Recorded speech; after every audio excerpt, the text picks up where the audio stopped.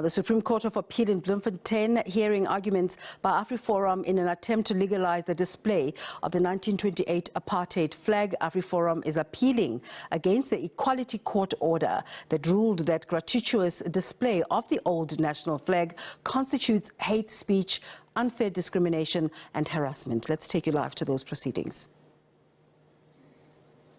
Introduced on May 31st, 1928. The Foundation holds that any gratuitous display of the old flag constitutes hate speech and harassment prohibited under the Equality Act. A display would be gratuitous if it does not serve any genuine journalistic, academic or artistic purpose in the public interest. AfriForum has articulated an alternate view that even gratuitous displays of the old flag constitute protected expression under Section 16 of the Constitution, and has indicated that it would oppose any application for an order declaring displays of the flag prohibited.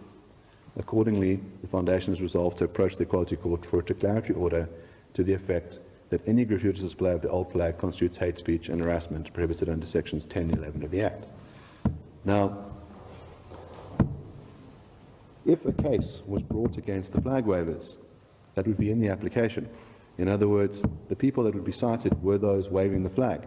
And the complaint would be to say, Mr. Natang would say, I wasn't present at Black Monday, I heard about this, but what you did I think constitutes hate speech, and you must be afforded an opportunity to explain why it is not hate speech. And those people would have been cited and they could have given explanation. And there could be a finding made one way or the other about that particular instance. But that was not the case that was brought. The case that was brought was an abstract one, to say all future displays of this flag must be declared hate speech. Now, as I say, I made earlier mention of my learned friend holding up a draft order in replying argument, because it became apparent that the Act only grants powers of declaratory relief after an incident. And so then it dawned on the Foundation that you have to tie this to an incident, and then what was sought changed. In other words, suddenly, in replying argument, the claim is that there must be a declarator about this particular instance. I'd submit firstly that the wording of the first problem with it is one cannot run a hearing in the absence of one of the affected parties. We cannot hear their version of events. The second problem is that if we look at the nature of the Act, it talks about making a declarator in the circumstances of the incident. In other words, not in the abstract.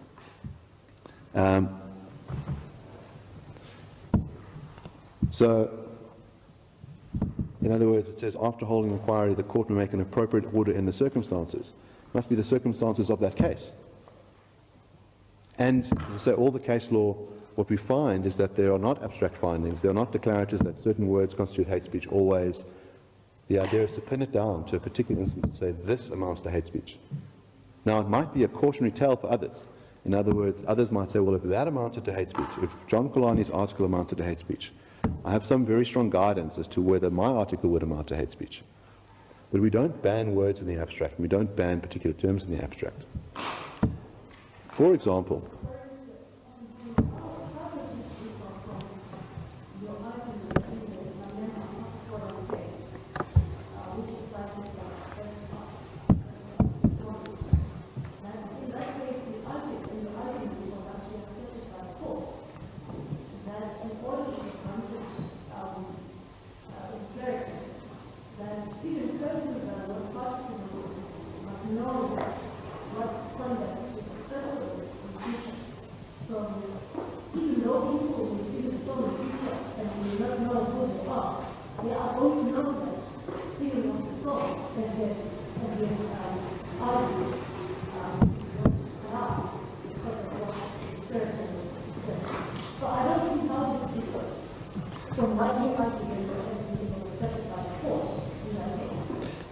Justice, first of all, to draw a distinction, in other words, that case was argued in 2011.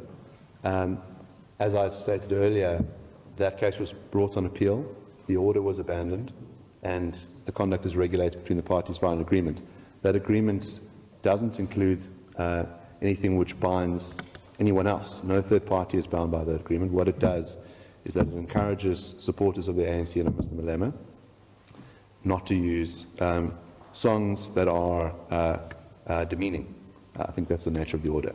But there is nothing that binds anyone else. Now, what Judge Lamont does do is to state that it's generally immoral to sing Dibulu Bunu, and that's a different thing from saying it's unlawful. In other words, it sets out some kind of external standard which says you must recognize that this is a song that can cause pain. That's very different to in advance declaring that all singing of that song amounts to hate speech.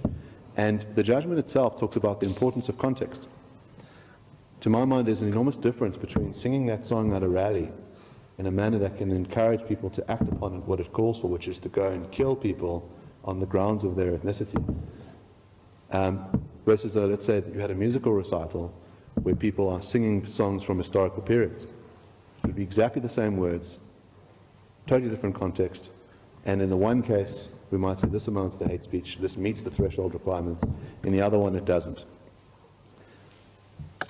The other example that I'd like to give, based on a real case, and is mentioned in the bundle, is the burning of the new South African flag.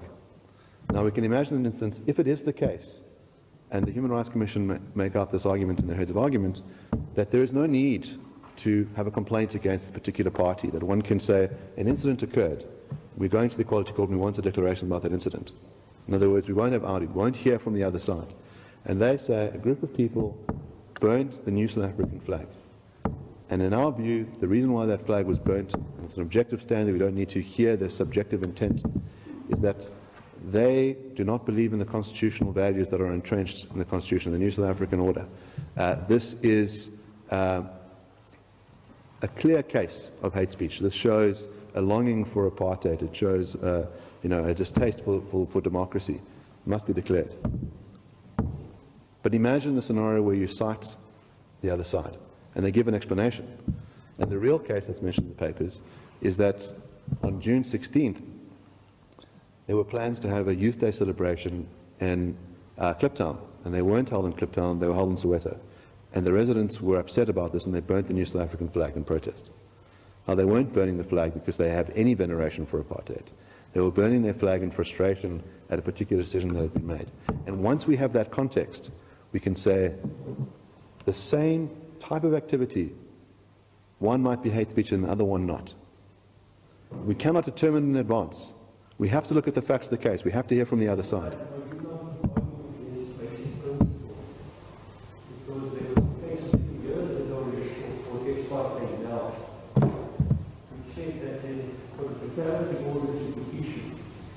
Not necessarily that there be a risk between the parties seeking the declared party seeking the declaratory order and the respondent, but more fundamentally, on principle, there's a two-stage inquiry in granting a declaratory order if there's not. The first is whether the court must be satisfied that the applicant has an interest in an existing feature or continuing right of obligation. Now, plainly, the Nelson Mandela Foundation, as well as the South African Human Rights Commission, has an interest in an existing feature or right or obligation. That is the first requirement. The second requirement, that the court exercises discretion in deciding whether to refuse or grant the declaratory order so. Now that seems to me exactly what happened in the Banal. He decided to remove the fact that there was a complaint. The dispute, Mr. Konani had passed away, and the court made it quite clear, rather than declaratory order, why to regulate future conduct of kind of conduct. So on what basis can it be said that there must be an actual incident or a context that you argue where somebody has actually been brought before the Equality Court who has in fact displayed the flag? On principle, that seems to me to be unnecessary on the basis of the proposition. Justice, I'd submit that firstly, with regard to the Kulani case, we have a clear incident. There's a separate question around mootness on the basis that Mr. Kulani had passed away and been unable to have made an apology.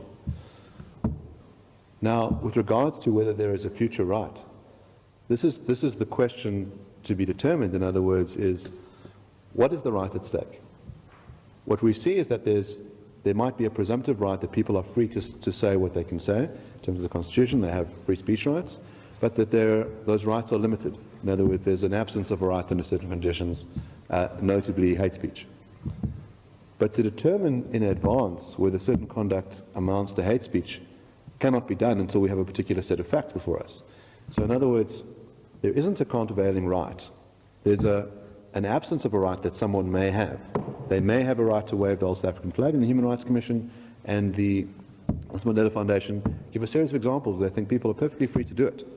In other words, their limited cases, the non-gratuitous displays. So if it's done in the name of art, academic inquiry, they say journalistic reasons, the Act talks about fair and accurate reporting. They'll say all of those cases, it's perfectly fine for someone to wave the flag, and they are exercising their rights as they're entitled to. The question is, what's the countervailing right? To say that someone has a right not to be exposed to someone else's hate speech. That would be one of the questions that has to be determined. It might be that you're entitled to punish someone who has acted in accordance without having the right to do so, but that must be done on the facts of the case. What's the countervailing rights not determined both with Polani and in this case?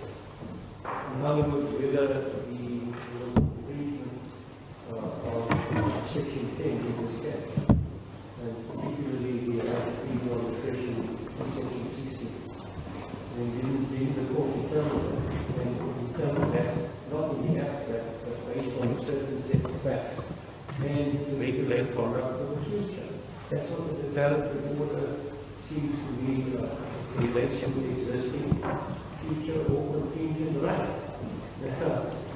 And if one takes into account the purpose of the Equality Act, then surely the court was entitled to make the equality order that is dealing with this case.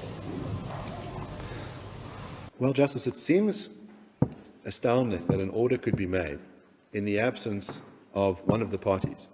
In other words, with regards to the first order that is made,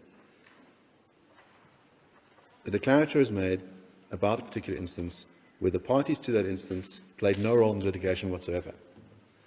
And the example that I've given before is with regards to the burning of the South African flag, that if we hear the ex parte version and we hear the RD ultra partem version, we would have different pronouncements as to whether it amounts to hate speech. So to declare something of that significance in the absence of the party who is involved, I cannot think of another instance. I cannot think of any instance in the case law where that happens. And the second case is not, in other words, in Polani what happens is that the court says other parties should be guided by this case. In other words, those that were to write articles similar to Jean Polani's now have an indication that their articles might amount to hate speech. But it's not more concrete than that, and there's no banning of a particular word to say that you cannot say this phrase, you cannot utter this idea.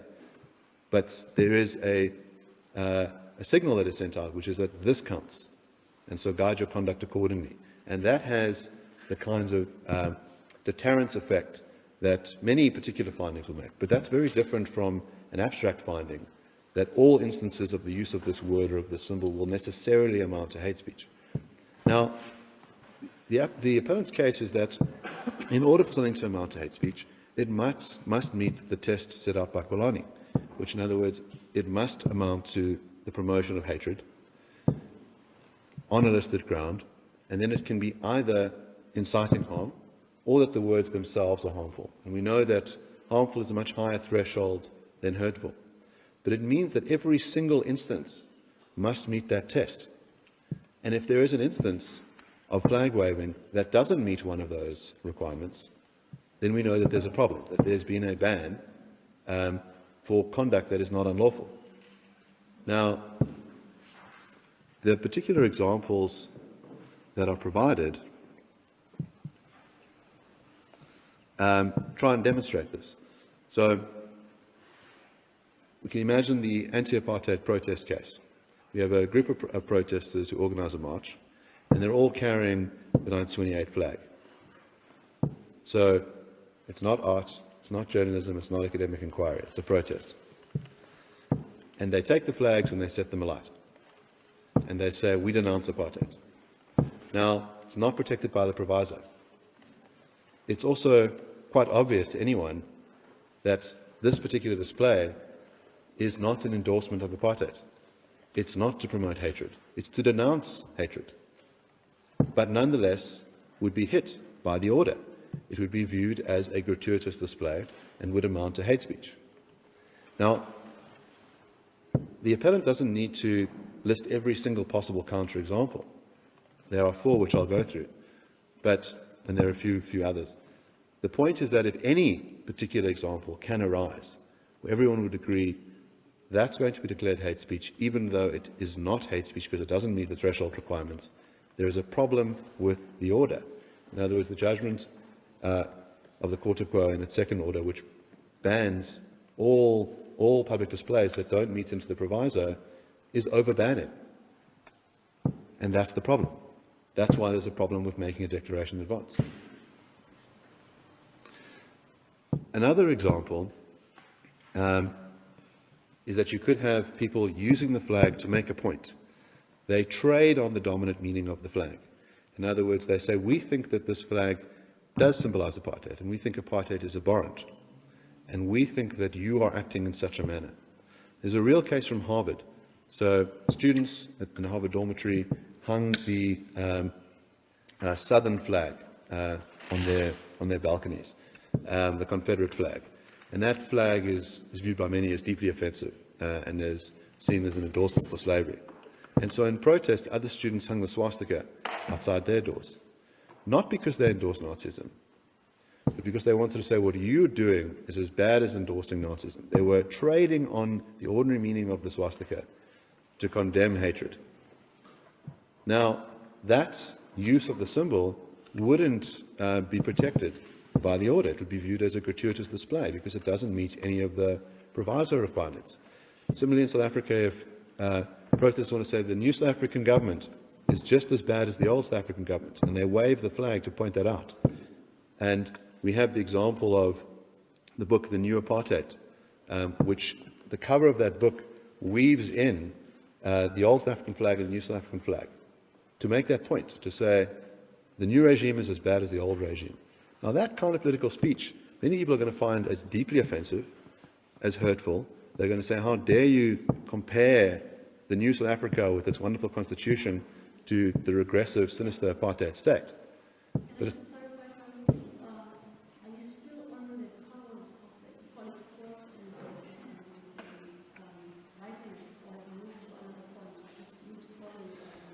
there's a connection. In other words, the concern is that one of the reasons why these truly abstract findings ought not to be made, why courts ought not to decide that in advance, why they shouldn't have be granting opinions about things in the abstract, is because of these concrete cases, because there may be real cases that emerge. So there's a connection between the two.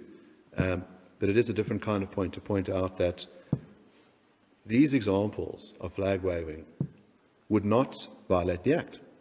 But what the order does is it changes the rules. The order says anything that doesn't meet the proviso requirements is hate speech. And the court says, well, what we could then do is that if you wave the flag, you can come to court and you can only use the defences in the proviso. So,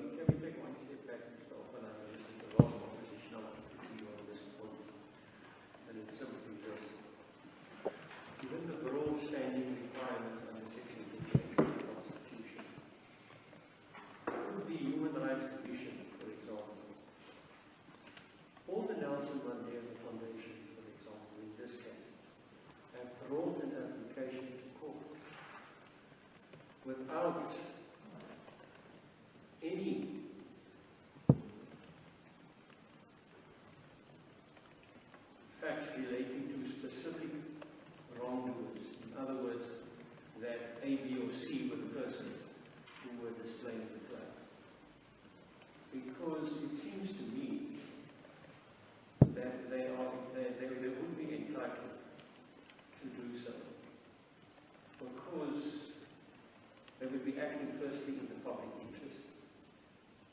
secondly, Kolani makes it clear in paragraph 110 that we must act proactively and preemptively in relation to discrimination. And that, I'm sure you can cover with is one of the foundational values of the Constitution. Just I submit two things. The first is that the Equality Court is a creature of statute. It only has the powers granted to it by the Act. It cannot do things that it is not empowered to do. And the Act is very clear. It says, after an incident has taken place. It may be desirable to have different legislation which allows the court to prognosticate and issue opinions. Ordinarily, however, we think that this is not the domain of courts, that this is the domain of the legislature. That if the legislature wants to make certain pronouncements about certain words and certain symbols, it must do so through a democratic process. We know that the Equality Court is an informal court. Whilst it's a court that is after litigation, it's an informal court.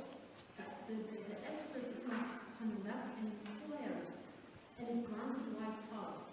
And if you look at the guiding principles of the Act, the court is given powers to use corrective measures, restorative measures. So can you say that when the court identifies that there's a need to eliminate some kind of system or discrimination that is identified or inequality, that the court must just hold its arms and say, well, technically I can't go in this direction, even though I can see in this instance I am supposed to give some kind of guidance for the future, because I'm empowered to do so by the Act, because the Act says I must take into account these guiding principles. Well, Justice, I'd submit that, first of all, the court doesn't have the power to make any declaration without an incident. It's just not within its domain. One cannot go and approach the court and say, we would like you to make a pronouncement on this hypothetical case. Here's an abstract question. We're going ex parte. Please tell us what we should do. And the court, in that situation, might have wonderful guidance to make. It might be the kind of thing that would be good for reconciliation and would be good for harmony. But it doesn't have the power. And if we think that it's important to have the rule of law, that courts are empowered only insofar as they have those powers, it may be desirable to do other things, but it can't do that. But on the question about whether the court could say other things, it might, for example, in such a judgment, say, while I don't have the power to grant any relief sought by the parties, I'm sympathetic to the question that's been brought before me. And then it could issue a diatribe for moral guidance. This is part of what Judge Lamont does in the AfriForum 11 matter of 2011, is this idea of expressing moral disdain. Now that's different to the idea of making something unlawful. And the Human Rights Commission itself acknowledges this, and this goes to the question about Kwalani's view about saying we must be proactive,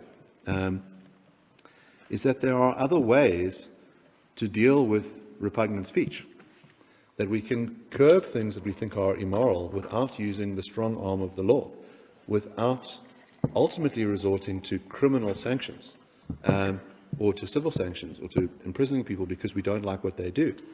And the Commission itself states the following. This is at page 32 of my heads of arguments, at paragraph 109. It's released a document called Discussion Document Freedom of Expression, which details how complaints about repugnant speech should be dealt with. It says, the strong condemnation and public shaming attendant on these forms of speech ensures that we do not resort to a knee-jerk response of demanding that free expression be curtailed, but rather we encourage a constructive debate around these issues and allow the values of our constitutional democracy to shine through. We can express our confidence in our growing constitutional democracy and trust that society's moral outrage will be correctly placed, as was evident in public debates around all these complaints before the Human Rights Commission. The Human Rights Commission may set the tone of these debates by issuing press statements condemning them and placing them firmly within the context of inappropriate speech for a democratic society. That is a legitimate preemptive measure.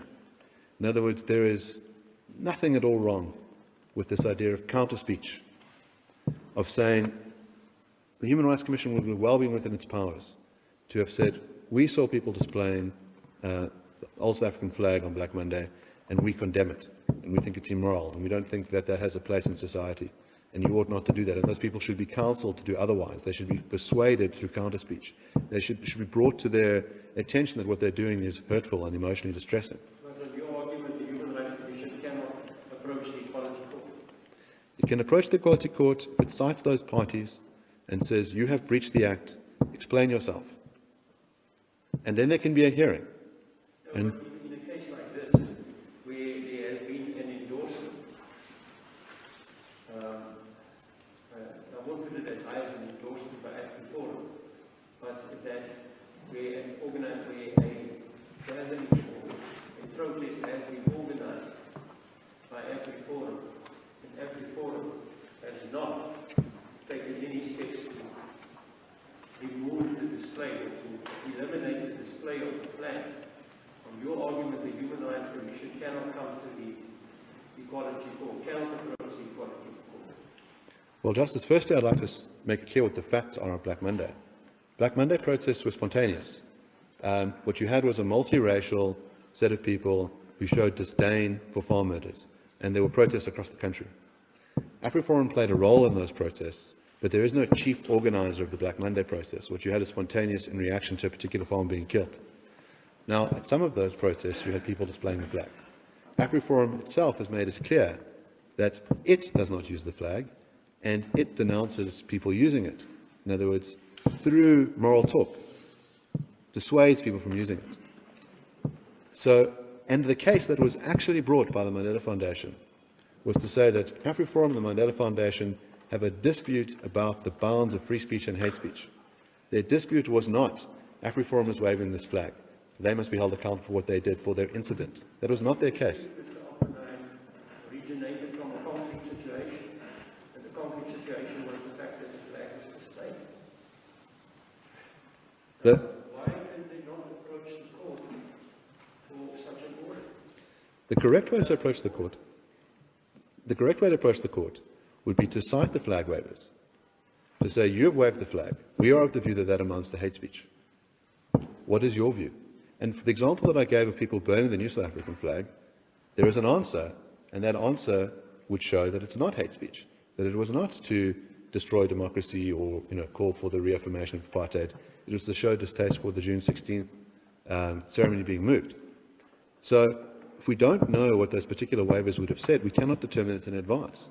And the examples so in other words, there is a way that it's not that everyone is powerless to deal with the problem. There could be legal recourse, but the legal recourse is very straightforward. It's that when there is a particular incident, lay a complaint against the person who performs the incident, have a determination with all of the facts as to whether that amounts to hate speech. If it does, a declarative can be made about that incident. And that may serve very well as guidance for other people. They might say, well, in that incident, that amounted to hate speech. Like in the John Grani case, that article amounted to hate speech. Masuku's speech amounted to hate speech. That gives very good guidance to others, but it's based on concrete facts.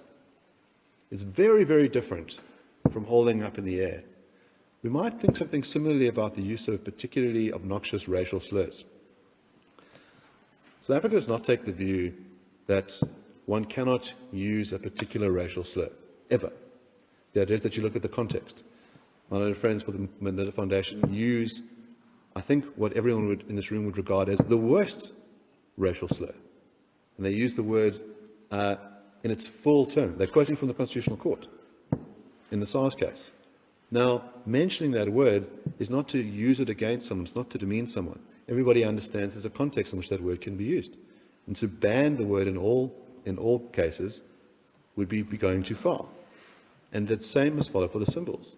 In other words, we can't ban things in the abstract. We have to know the particular circumstances. There's an enormous difference between using a word to undermine someone's dignity and denigrate them versus using the word for illustrative purposes like the Constitutional Court does. And as I've given examples with waving of the old South African flag, there may well be a huge variety of cases that aren't going to meet the threshold test. And that's the difficulty with Part 2 of the court's order, is it determines in advance that all of those wavings are hate speech unless you meet the proviso requirements. But there are examples, which the Human Rights Commission admits, don't meet the proviso requirements but aren't hate speech. And their submission is that the test should be altered. In other words, this court should say something like, all gratuitous displays that don't meet the test. In other words, gratuitous in the quota quo is meant to be synonymous with the proviso. In other words, those displays that are non-gratuitous meet the proviso requirements, and all other displays are gratuitous. The Human Rights Commission takes a different view, which is to say, well, maybe we should enlarge that category of non-gratuitous displays to remove all the worries that AfriForum has. Now, one way to do that would be to say, all cases of flag waving that actually meet the threshold test, all cases that are the actual propagation of hatred, that are inciting harm, and are themselves hurtful, in other words, meet the threshold requirements of the Act, those are hate speech. But the difficulty with that approach is that it's tautology. It's to say that any words which breach the Act, breach the Act. We don't do that generally in law. We don't say that if you breach the Act, you've done something unlawful. It's obvious. The Act tells you this is what counts as unlawful. So there is no guidance of it. It's to say, if you ever utter any words that amount to hate speech, they are hate speech. That would be a tautology. So there's a difficulty in that approach. But if there is a concern that people don't like the waving of the old South African flag, as AfriForum does not like the waving of the old South African flag, there are ways to deal with it. And the way to deal with it is to bring a case on those particular facts, hear from both sides, and determine whether that speech, that particular incident, amounts to hate speech. It may not. And similarly, that applies to the cases of harassment and unfair discrimination. The unfair discrimination law makes it very clear that you're meant to have a two-part inquiry, that you must hear all these reasons why it might not amount to unfair discrimination. In harassment, the particular context is going to make a big difference. One can imagine, for example, that every day you send someone a box of chocolates and flowers. If they're your intimate partner, it's not harassment. It's very, very sweet. If there's someone who has no interest in contact from you, and you do that to them every single day, that undoubtedly amounts to harassment. We have the same activity, but the context shifts. We cannot proclaim in advance that a particular activity amounts to harassment, or that it's unfair discrimination, or that it's hate speech. So, Oppenheimer, in terms of Section 21, it seems to me that there is no specific requirement that there must always be another party excited.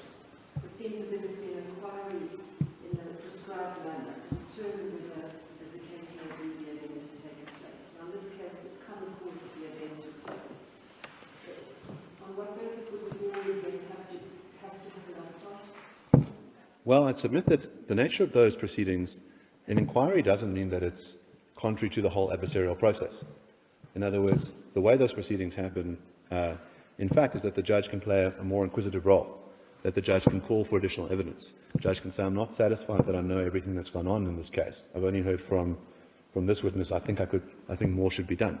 So, for example, in the Kamalo case, Judge Sutherland was not satisfied that there was sufficient representation for Mr. Kamalo and called for an amicus to be brought in. Those are the kinds of inquisitorial powers that are different from an ordinary. There was a protest, and at the protest there was flag waving, and the demands of the protest were quite clear. Or certainly what the protest concerned was quite clear. To the public, that was the purpose of to protest farmers and so on. That was quite clear. There was no dispute about what it was about. Yes, so in other words, but what is not in dispute is quite narrow. In other words, it is true that there were protests in which people showed disdain for farm murders. It's true that some people at those protests used the old South African flag. That's not in dispute. But the idea, and that there's no ex parte case, there's no one who's ever said, these people did something. I'm not going to cite them, I'm going to approach the Equality Court, and I want to declare to what they did. Do we think that... It seems to me what you're proposing is one takes a very lenient approach to symbols which are considered by the majority of South Africans to be very hostile.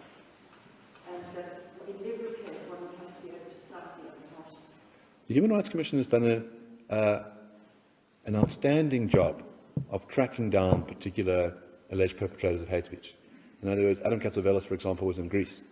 They tracked him down. If there are photos of these protesters, In other words, we ordinarily think that, in a criminal setting, one doesn't say, well, this incident took place, we'd like a declaration from the court. You'd want to hear from the alleged criminal. You want to hear what they did. And we think that is baked into our law, that if you're going to make a finding about what someone did, you should hear from them. That it must be the Constitution which is seeking to heal the divisions of the past, trying to move us into a future in which we share common values and we understand the past from which we've moved and the horror of it. And it seems to me we don't take a stance to symbols that are very offensive to certain parts, and I would say the majority of South Africans, that we are inviting a kind of defiance of that common order that we're trying to build.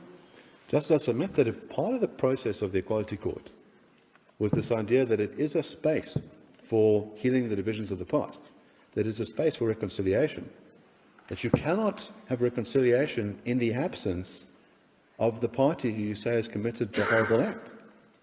You can't reconcile in the absence. If the idea is to say, and what has happened in some of these cases is that the perpetrator comes into the Equality Court proceedings, and they are told that what you have done amounts to hate speech.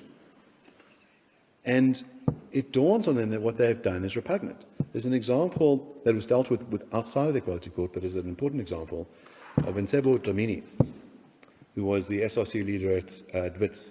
And he had said that he has an affinity with Hitler. And this was seen as deeply disturbing to the Jewish community, and the Jewish community asked him to apologize.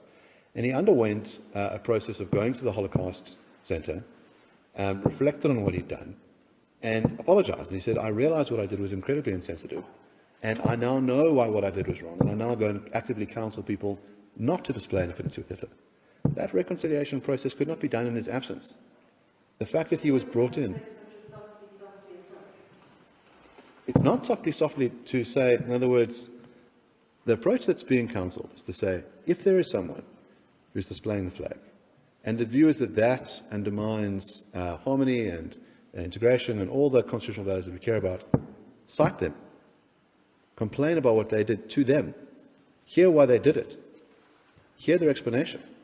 It might be that their explanation turns out that everyone says, now that I understand what you were doing, it doesn't amount to hate speech. Or they might say, I realized that what I did was inappropriate and I'm sorry and I apologize. We can't get the truth without them being present. And we think that this is important in law. I mean, ex parte cases are done incredibly rarely. This is fundamental because we care about reconciliation, because we care about, undoing the deep wounds in our society. You must have the other party present and let them explain. Imagine the case where Harvard says, these students had swastikas outside their dorm rooms. The only way that we can read this is that they are anti-Semites who long for another Holocaust. We want a declarator. And they go to court, and the court says, well, given the information that I have, of course these people are anti-Semites. Of course this is hate speech. And the students say, the reason why we did it was to denounce the flags of people living in our dorm rooms who have the Confederate flag up. We show no affinity for Nazism. We're using it to denounce them. Suddenly, your view would change. So because I heard the other side. And that's why it's so important to hear the other side. By the way, on this notion of banning flags, South Africa bans no symbols. One is free to wave the swastika in South Africa. Now, one view that's prevalent in the Jewish community is the idea that it's important to live in a society where people are free to do something so repugnant as that. So that you know the temperature, that you know how much of an appetite there is for anti-Semitism. If people are not free to do that, you lose that information. If anti-Semites are willing to tell you for free, this is who we are, this is what we believe, then you can keep tabs on them and you can up the counter speech. You can say this kind of speech, this kind of endorsement of Nazism is so dangerous. We need to talk about it more. We need to educate people more. We need to spend more time taking people to the Holocaust and Genocide Center. If they cannot say it, we don't know how big the problem is. What we find in South Africa is that even though the swastika is not banned, it is very, very rarely displayed. And when it is displayed, the Jewish community is able to react swiftly and counsel those people and often turn them into allies, as in the case of Dlamini, who realized the gravity of what he'd done and can now be used to persuade other people that endorsing Nazism was a bad idea. And the same can, of course, be done with the All South African flag. Before this case, it was an incredibly rare thing to see the flag displayed. In other words, it struck people as surprising. But during the case, the flag became incredibly prevalent because it was displayed in news media all the time. And not necessarily in terms of the provisor. The provisor talked about fair and accurate reporting. That's different from this idea of journalistic expression. Maybe that many of those journalists peppered their stories with images of the flag without reporting on a particular incident. And you can imagine that the pain that people feel of seeing that flag suddenly became very prevalent. After the court's judgment, you had a number of people online changing their online avatars to the flag, not because they supported apartheid, but because they didn't like censorship. This is one of the difficulties of taking this approach, is that on the one hand, you muddle the meaning of the symbol. In other words, a symbol that most people would have recoiled from, and South Africans generally recoiled from it because they weren't waving it, suddenly becomes a protest symbol for some other cause, to say we don't like censorship, and so now you use the flag in that domain. And now it becomes unclear what the motive is. Also, those people that generally do hunger for apartheid now say, well, I don't want to be putting the flag up, so we now can't find out who they are. So you lose that information. So you have this strange backfire effect and also driving the hateful views underground. And my learned friends called the Mandela Foundation say, what's wrong with driving hateful views underground? We don't have to be exposed to them. The problem is, they don't just bubble up in words. When you drive those views underground, they fester. The best disinfectant is sunlight. And the problem with them festering is that they may then upsurge in more dangerous ways, that people may act out in violence, not just in displays of speech. And so that's one of the reasons why you build a society that allows people to say things that are distasteful, that are hurtful. And this court on many occasions has pronounced on that, the idea that free speech is not about protecting banal speech. No one requires the freedom to say, you know, the sun is shining and I love unicorns. You protect speech that is controversial, that is offensive. This court in Moyo says even speech that can instill fear in people, you protect it. Not because you like it, not because you endorse it, but because we realize that there are benefits to be had in allowing people to express their views in a way that falls short of actual violence. That if you allow a few small number of people to wave their flag, you can know who they are, you can get a sense of the temperature in society, and you can counter-dialogue it. And there are a plethora of ways that can be used to remove the hatred, to have reconciliation without resorting to censorship. And the difficulty is that we come from a society during apartheid where censorship was used with a very heavy hand. The National Party government took the view, if we can just stop this speech, if we can just stop these ideas from being spread, everything will be okay.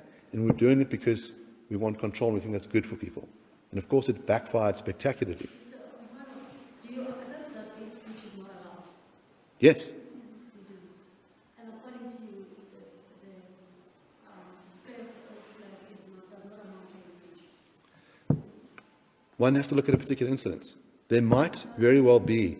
Okay, there might very well be. What are those ones that would amount to free speech? Well, you could imagine an instance. We have a group of protesters waving the flag, accompanied by other kinds of actions, where they call for the extermination of people on the grounds of their race. So they sing something like Dibulu, but they reverse it. So they say, we call on our brothers to kill black people. I'm just talking about the displaying of the flag. The mere display. The display of the flag. Do you accept that you say that in some instances it may amount to speech? What are those instances? Well, I'd submit what the appellant has to show is that there are instances that clearly don't amount to hate speech. No. The question is, what are the instances where the flag being used amount to speech? Those instances are when the threshold test is met. In other words, when it first amounts to the propagation of hatred. In other words, the particular facts of that case must show that that's what's going on, that it is promoting hatred, that it is trying to instill hatred in those that are present at the event. What does the old flag symbolize?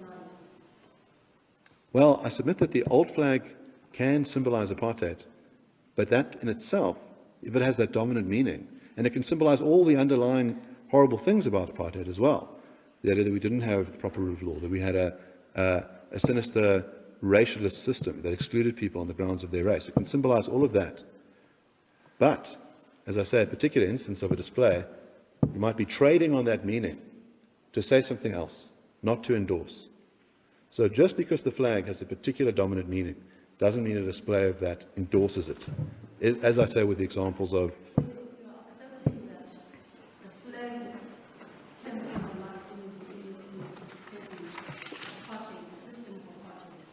yes. Which system was dealing to the majority of the people of the country?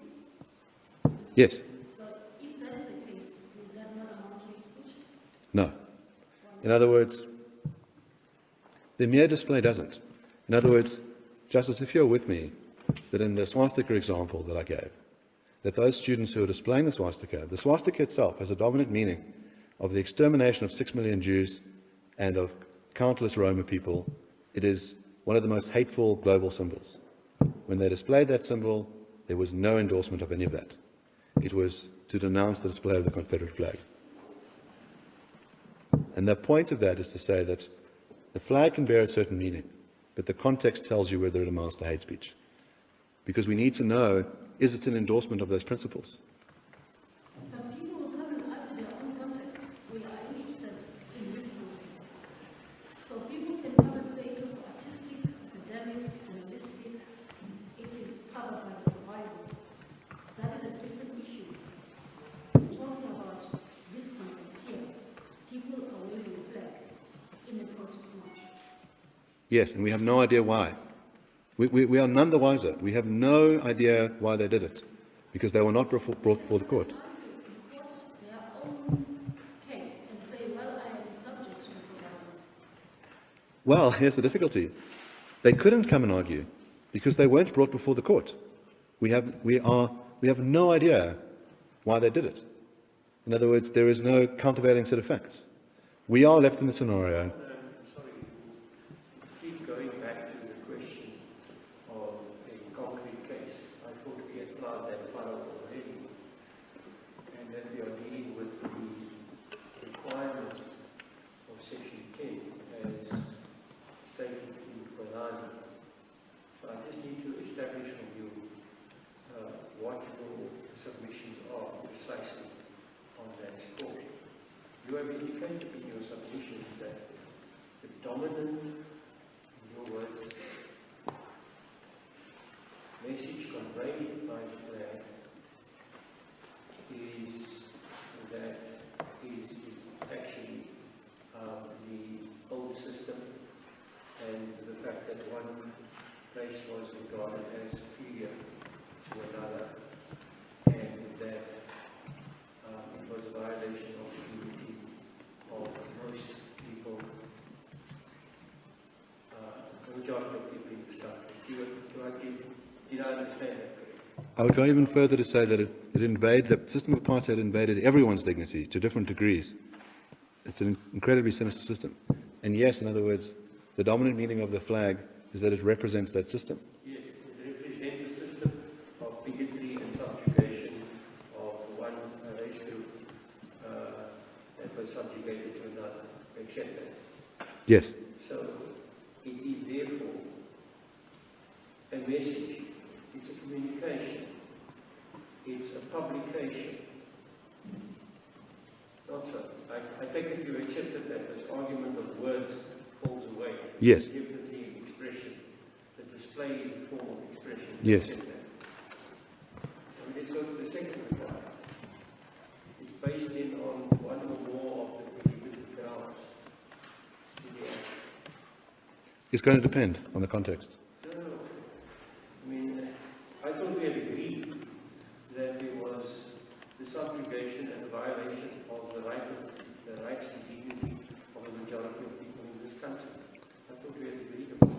Well, Justice, just to draw the distinction properly, If that is so, then it is a prohibited ground. No, or am I missing something? I'll draw the distinction neatly. In other words, it's very clear the system of apartheid discriminated on listed grounds. Without a doubt, it was racially infused. That's not in debate. The question is whether all displays are going to discriminate on that ground. And that's a That's where I say the context would need to be present. No, but if the flag as a symbol is representative or its dominant meaning is as they have debated, it doesn't matter. Because there would be a publication, there would be a communication of ideas based on one or more of the prohibited grounds. I mean, am I missing something? Justice, in the example I give with the swastika, clearly Nazism is infused with anti-Semitism. I don't want to unnecessarily curtail your argument. We're talking about this flag, and we have agreed on certain propositions. And all I want to establish of you is whether or not you accept that the dominant meaning, as you have indicated, constitutes a publication or communication based on one or more of the prohibited grounds under the Act. Well, so for example, I'll give a South African flag case, is the community who's engaged in the service delivery protest, who are waving the South African flag. It's not a communication about race. It's a communication about the present government failing to deliver services. Right? So in other words, in that particular context, it doesn't meet the first part of the test. In other words, it is communication, but it's not on listed ground given those facts. In other words, all the protesters are black. Imagine that the community that governs them is black. It's not a racial communication. Are you talking about the new South African flag? No, the old. In other words, one of the examples that I give in my heads of argument, and there is a factual case that's similar, is that you have a service delivery protest where the protesters use the old South African flag. The reason why they use the old South African flag is to say that you are as bad as the apartheid government. And in that regard, what they mean is in terms of the provision of services. In other words, during apartheid, we were marginalized, we were treated badly, we didn't have access to basic resources, and you are just as bad. That communication. Because if the flag is symbolizing, if the flag itself, the dominant symbolism of the flag is bigotry and oppression, how can it ever have any other meaning than it's displayed? Well, in other words, you are trading on the meaning. You are saying, those protesters say, this flag is this is a symbol of oppression. You are acting in an oppressive manner. That's why I'm saying you're acting like this. But that communication, as I say, is about saying you are acting in an oppressive manner. The community wouldn't be making the claim that we're being oppressed on the grounds of race. So it's not a communication about race, it's a communication about oppression. So given the facts of that particular example, it's not a racial communication. Now, obviously, the flag can convey racial messages, without a doubt. But you need to look at in particular circumstances to say, well, did it in this case? The point is that, in other words, a symbol can have a dominant meaning. But one way to work out what is meant by the incidents or by the speakers is to look at all the rest of the facts. And you can say, in this instance, this particular display is not about race. It's about another form of oppression. And that would, in other words, wouldn't meet the next test. It wouldn't meet any of the other tests as well. It wouldn't be propagating hatred. It wouldn't be that the speech itself is harmful. It wouldn't be inciting harm against anyone in that particular set of facts. By the way, that set of facts does not meet the proviso. It's not journalism. It's not art. It's not academic inquiry. It's a protest. It's a protest that trades on the dominant meaning of the flag to denounce a particular municipality or particular government. It would not be protected speech. It would be declared as hate speech in terms of the current order, and I submit wrongly so, because it doesn't meet the requirements. Now, the real-life example is in 2017. There were a series of protests in Pretoria, and two black protesters hung the old South African flag on a tree. And they said things were better under this regime, and they said there wasn't the widespread crime and use of drugs. Onlookers looked at the flag and said, this is like Israelites who yearn to return back to Egypt. In other words, you had a conversation, people saying this is what you are doing is strange. But those protesters were not doing it for a racist motive. You might think they're wrong and they should be counseled, and they were counseled by onlookers who said, you're Israelites trying to return to Egypt. Remember, the mind of the person who's doing it. At the intention, it's an objective test. Yes, it is an objective test. And that's confirmed in the It is an objective test, but the objective test requires particular facts. In other words, it's not about peering into the mind.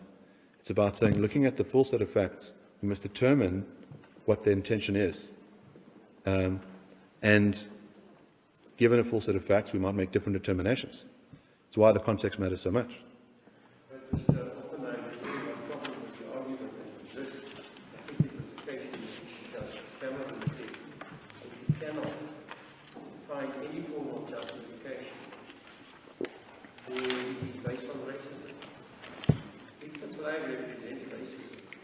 Cannot have any form of justification for not necessarily, not you were talking about the flag, but where you have racism as the dominant, it seems to be that it is the only representation, it's the only message that's conveyed by this flag because of the approach that our courts have taken, particularly having regard to the international instruments such as the International Convention on Civil and Political Rights and the ICERD. I forget the full name of it. So based on that, we can never represent something which is noble. Well, Justice, first of all, I want to make a few claims. The claim is not that the flag represents something noble. One can have a situation where the particular display, what is meant to be conveyed by the flag, is that this is a symbol of racism. And then it can be used in the context to denounce another party, to accuse them of racism, to say, you're acting like this. It's not to endorse, and that's the difference. In other words, the Foundation's claim is that all displays amount to an endorsement. Now, the examples that I've given which fall outside of the proviso don't amount to an endorsement. The second is that racism is repugnant and racism must be combated. But we must read the law as it stands. If the Equality Act said that any act of racism amounts to hate speech, it would say that in the Act. It doesn't say that. Kulani decides that it's not a disjunctive test. In other words, the mere promotion of hatred on the grounds of race is not hate speech. It must be accompanied by one of the other two legs. It must amount to harm, which is of a high threshold, or the incitement to harm.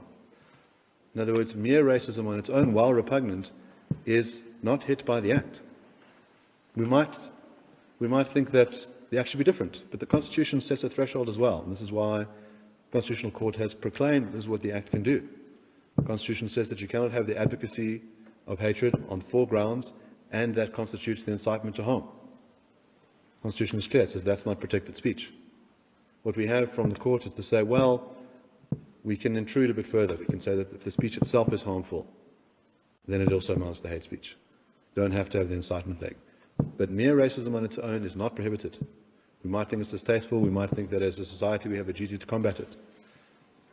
But that's different from saying that that's what the law says. We must be bound by what the law says, and the Constitutional Court has proclaimed. Well, I submit that there are 2 reasons given in Kulani. In paragraph 117, just above, the court says, our most private communications and being able to freely communicate in one's private and personal sphere form part and parcel of the inner sanctum of the person and are in the truly personal realm.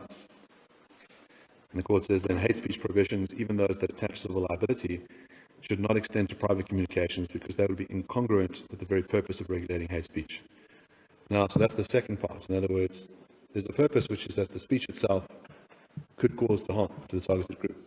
But there's another reason, which is that you've got a right to privacy. There's an inner sanctum. Now, what the Court de Quo does is say that any private display in a home, for example, is going to count as hate speech. It's declared as such. Fails to take into account the important role of privacy. I cite the example of Case, where the Constitutional Court was dealing with pornography. And there the court says, what erotic material I may choose to keep within the privacy of my home, and only for my personal use there, is nobody's business but mine. It is certainly not the business of society or the state.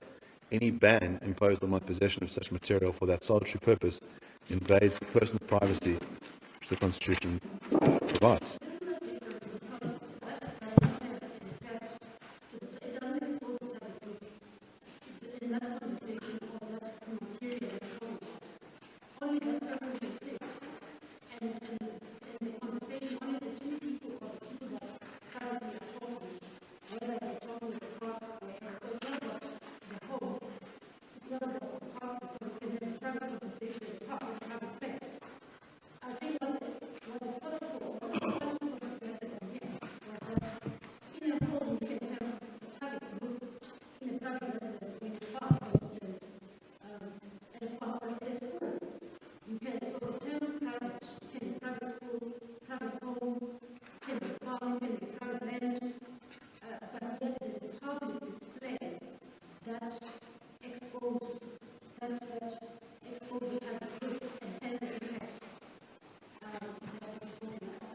Well, what the Equality Court does is to say, we can imagine a situation in which your private display becomes public in the sense that someone comes into your house and is exposed to it. No, it doesn't say go to your house. It says people that are working there in that house, for instance. Let's say it's a farm or a domestic place. The people that are working there, or even in the home, publicly displayed. So I don't think it's talking about where in your room you actually put a flag in your room. I don't think it's talking about that. Yes, well, I suppose the question then becomes whether it is a private display or a public display. But the idea is that in Golani it's made clear that the private displays are protected. Firstly, because of the right to privacy, and secondly, because there is a lack of a likelihood of exposure. But both play a role.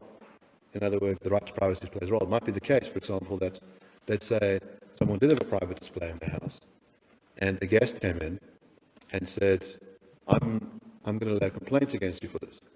I see that you have this private display. I've now been exposed. I would think that that person could say, well, it's a private display, and I have an inner sanctum, and I have a right to privacy, and I have a right to keep it out of my house. In the same way that someone who stumbled upon someone's collection of erotica said, it's the same. It's my private property. You may be offended by this material, but it is, as Case says, none of your business but mine. The idea that if we in advance determine that all private displays amount to hate speech, that you could imagine a situation where someone says, I've heard that so-and-so has a flag at their house, in their cupboard. And you could have an investigation. The police could arrive at someone's house and say, we've been told that you have such a display at your house.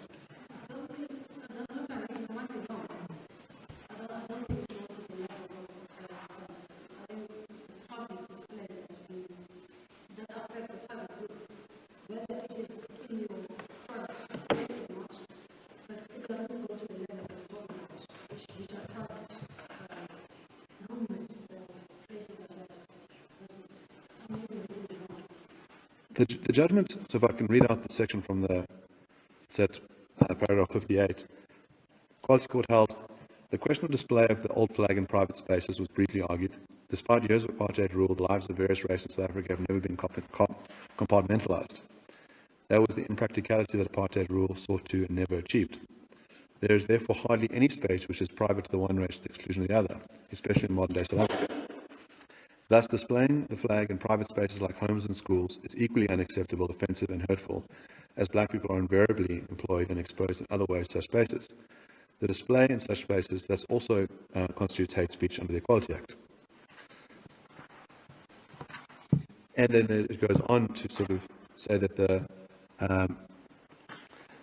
such displays make young people believe that it is acceptable to harbour racist views and then to manifest them publicly. So it does seem to target private displays in private homes and in private schools. And the argument is that Golani says that that cannot be done, that it goes too far. And on that basis, the court erred.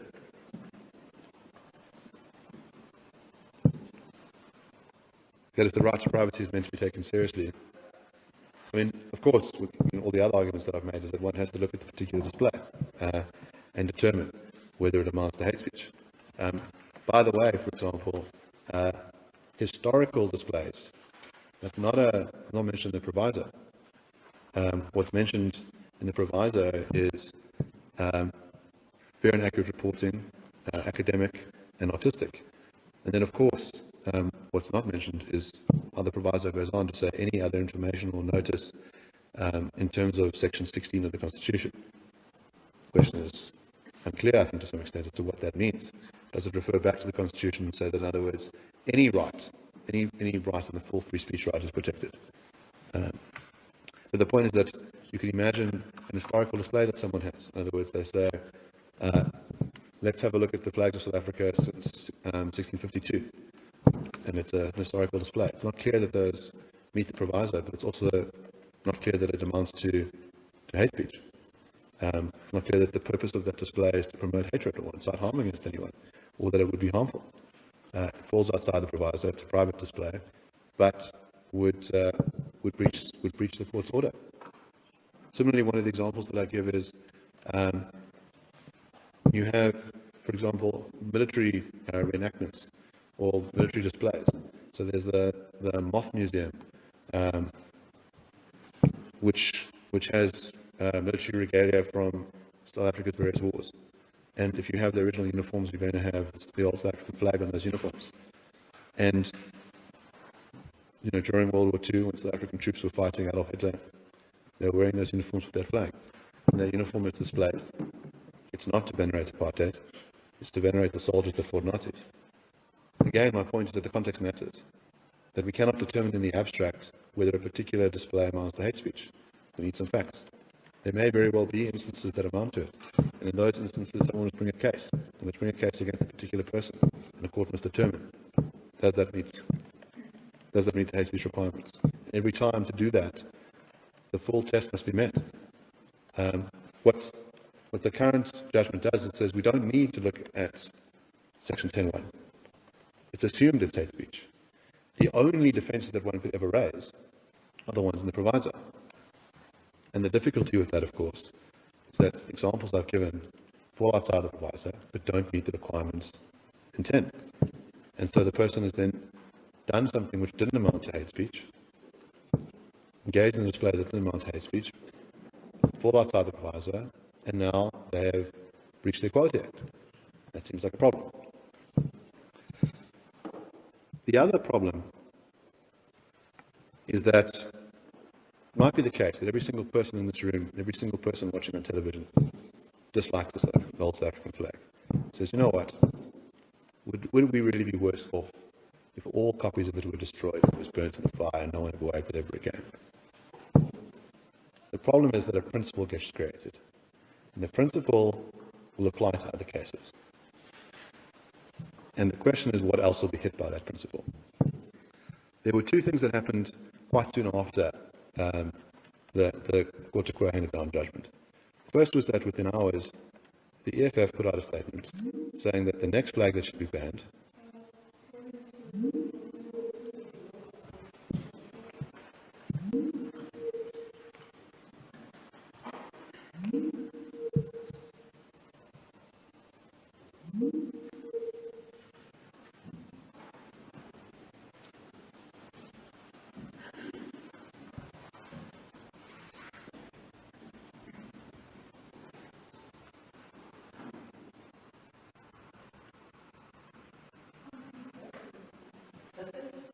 Can you hear us?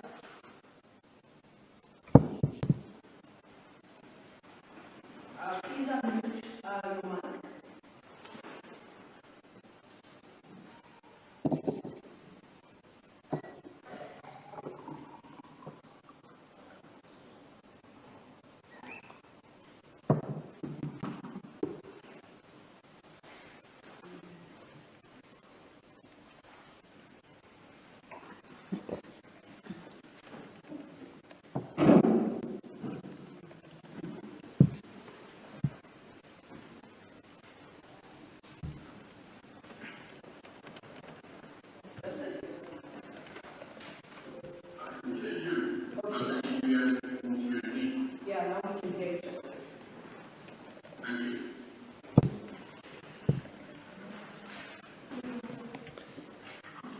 As I was saying, mere hours after the Court of Quo delivered its judgment, the EFF released a statement saying that the next flag that ought to be banned is the national flag of Israel, on the grounds that Israel is an apartheid state. So the concern that was raised by the appellant in the original proceedings was that it will not end with a ban on the old South African flag. That the principle that will be created can be used by others for their particular political purpose to ban a series of other symbols. The next symbol that was targeted in litigation is the Springbok symbol. Now, a very similar kind of example that Mr. Atang gives could be raised about that symbol.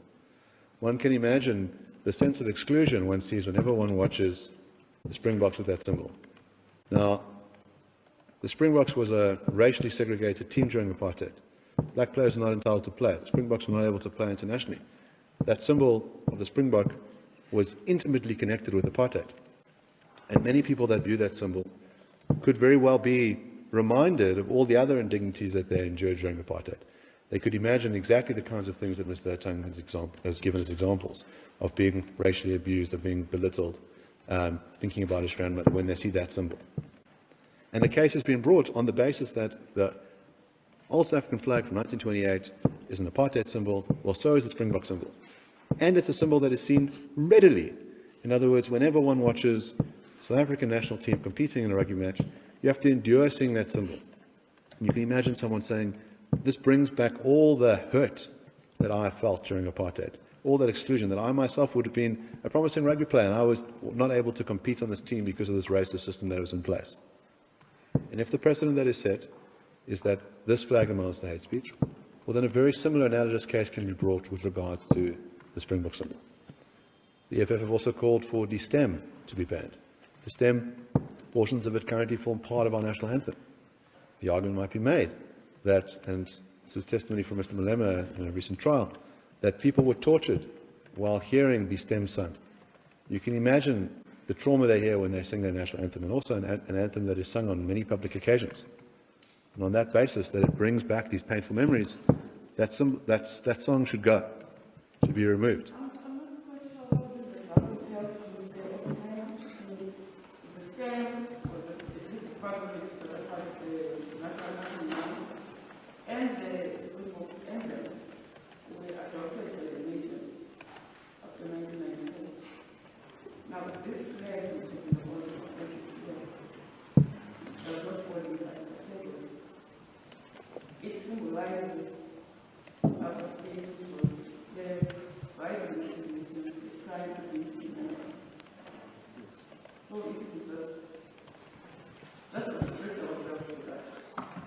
Well, first of all, it might be the case to say it's adopted by the nation doesn't mean that every single individual says, I gave assent to that.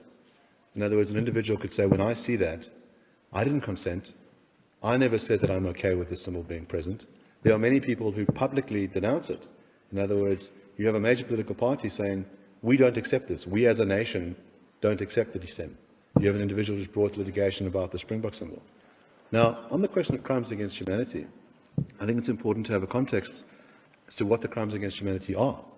So Article 7 of the Rome Statute sets out the crimes against humanity, and 1G describes the crime of apartheid as a crime against humanity. But there are a number of other things that are described as crimes against humanity.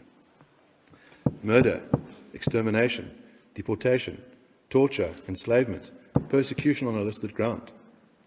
Now, some of the other examples of flags that we say would be hit are going to meet these criteria. So, for example, we know that the hammer and sickle is the flag that represents communism. And we know that in those communist regimes, people were murdered, they were persecuted in vast numbers. In Cambodia, a third of the population was exterminated. We know, for example, that there are 74 countries in the world that have strong prohibitions against homosexuality. They persecute people on the grounds of their sexual orientation. That in some of those countries you can be beheaded on the grounds that you are gay. We know that the Union Jack, the flag of the British Empire, has presided over much suffering, colonialism, death, torture, that in South Africa during the Boer War, 28,000 Afrikaner women and children were killed in camps. you can imagine that the idea that these are also symbols of crimes against humanity. Now, of course, the Equality Act doesn't use the term crimes against humanity. But my point is to say that if that is the standard bearer to be used, there are second-order effects. It will not just be the old South African flag that gets banned. That crimes against humanity have been perpetrated by other nations, that those flags can be viewed as symbols of those crimes, and then when people see those symbols, they might very well say, the old South African flag was banned, precedent was set, there is a good case to be made that those symbols should be banned as well. And not in particular cases, but in the abstract. And we don't even need another story. In other words, someone can approach the court ex parte and say, whenever I see the SACP flag, it reminds me of what I endured during the Soviet Union's rule, that I was a survivor of a gulag, and meets the threshold test and says, I want all displays banned, and I don't need to hear from the SACP about it either. They don't need to explain what importance it is for them. We can determine this in the abstract. We can have a banning order. The other thing that's worth noticing, my friend for the Human Rights Commission supplemented papers and provided examples of other countries that regulate symbols. And the manner in which they regulate it is through legislation. It's very specific.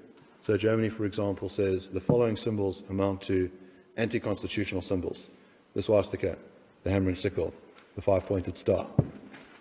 These are all the cases, in quite a lot of detail, in which you're entitled to use it. These are the cases when you're not. These are the sanctions. Now, why does it matter that it comes about through that process? Because we think that the job of the legislature is to make the law, that the people ought to know in advance whether what they're doing is illegal or not, that there's a democratic process. You can vote for the politicians that you think are going to produce a particular law, that you've got a democratic process in that. The general view is that judges must be interpreting the law and applying the law. We don't have a statute that targets symbols in South Africa. We don't have a statute that says the old South African flag, the swastika, the hammer and sickle are illegal. These are the examples when you can use them. These are the examples that you can't. What we have in the Equality Court judgment is legislation from the bench. We have a situation where, say, I don't like this. This flag is deeply offensive and hurtful, and I'm going to ban it in all cases, barring those in the proviso. And there's something deeply undemocratic about that. If it is the case,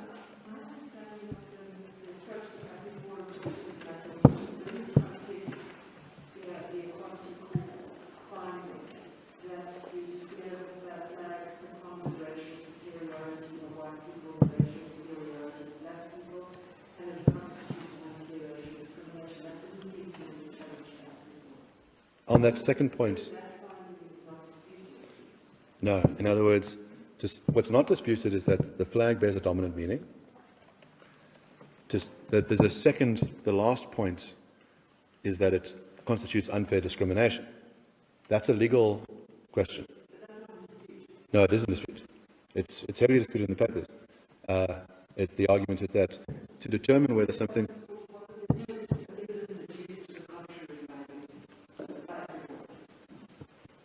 Well, an argument that was suggested that the way that the Act is set out, that there's a prohibition on unfair discrimination in terms of Section 7 of the Act, and it envisions a particular process, which is that there's a burden of proof on the one side to show that it amounts. There's a determination of fairness and unfairness in Section 14. There's a number of contextual factors that are taken into account to determine whether something is fair or unfair. And the point is that this is the Act makes it incredibly clear that you cannot make determinations of unfairness in advance, that you require a set of facts before you. And of course, the case that...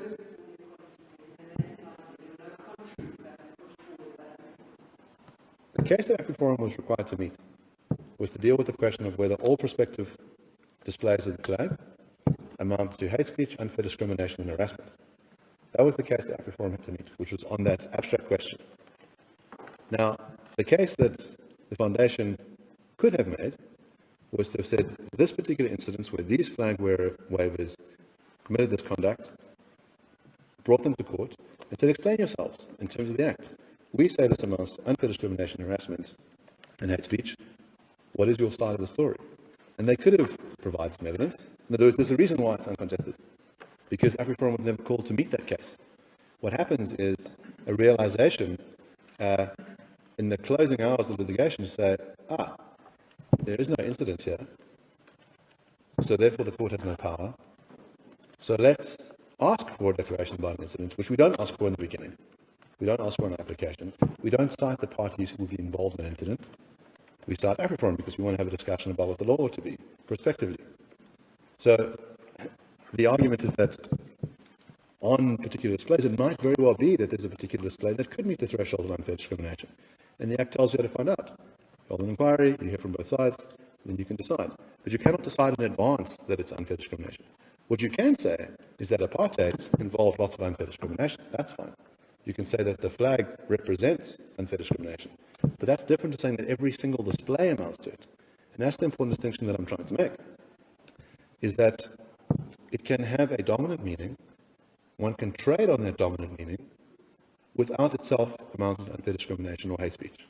In the example I've given, where one is saying, you are acting as bad as the apartheid government, or you are as bad as the Nazis. You are not endorsing it, you are using it to denounce someone else. Again, an example not covered by the proviso, clearly not hate speech. And that's why these things have to be dealt with on a case-by-case basis. All of the things that this court wants, which is the ability to make moral pronouncements on displays of the flag, can be done. They must just be done using the law. In other words, some organisation is free to bring a case against a particular flag waver and say the facts of this case are as follows. This is why it amounts to harassment, unfair discrimination, hate speech. The other side can participate and explain why it doesn't. They might lose. There can be a declaration about that particular display. And all of the moral opprobrium can be included in the judgment. So this is why it's immoral, why in the particular instance what you did was terrible, and why it amounts to the legal thresholds. That can all be done. But to determine in advance that all displays are always going to meet those thresholds goes beyond the powers of the court and would be improper, and opens up the floodgates for all these other examples, all these other cases of symbols, where if the thresholds are so low that, to, instead of treading lightly, say, well, someone's very upset, you can approach the court ex parte, you don't need to cite anybody, you can get a declarator, and you can determine in advance the Israeli flag is hate speech, the 74 countries that have terribly homophobic laws, in displays of those flags are hate speech, they're homophobic. You could do all that in advance, and what will happen is we'll just restrict speech further and further and further and further. And there's a danger in that. I think everybody would recognize that there's a danger in banning things left, right, and center. That there's value in being able to have these ideas around, so you can combat them, so you can persuade those countries that have homophobic laws to not happen.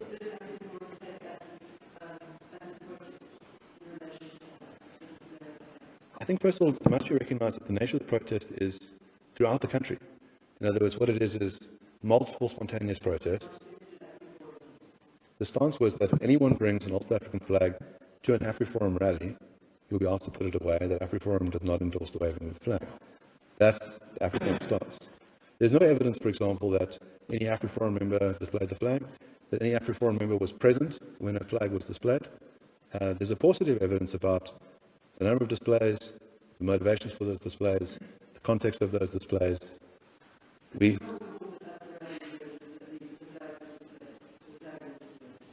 Yes. But of course, that's only one bit of the puzzle. As I said, for example, if it's common cause that a group of people were burning the new South African flag, that wouldn't tell us whether the act amounted to hate speech or not. We need to know more. We need to know why. We need to know what the context was of the burning.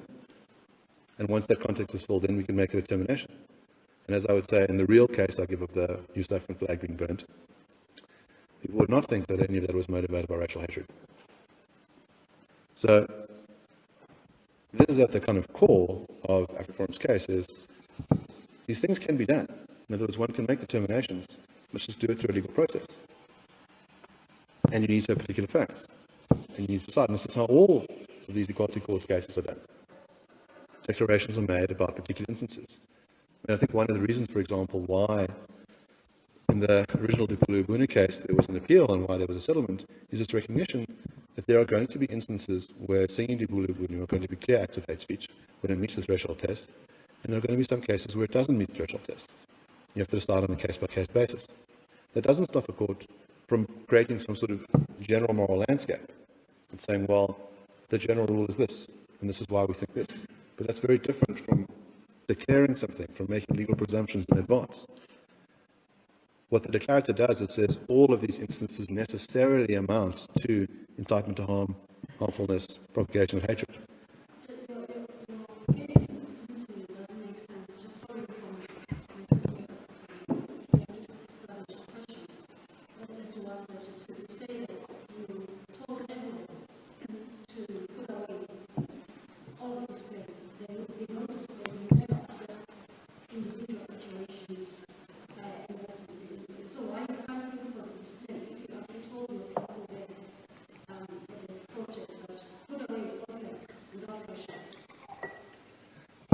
Well, this goes to the heart of it.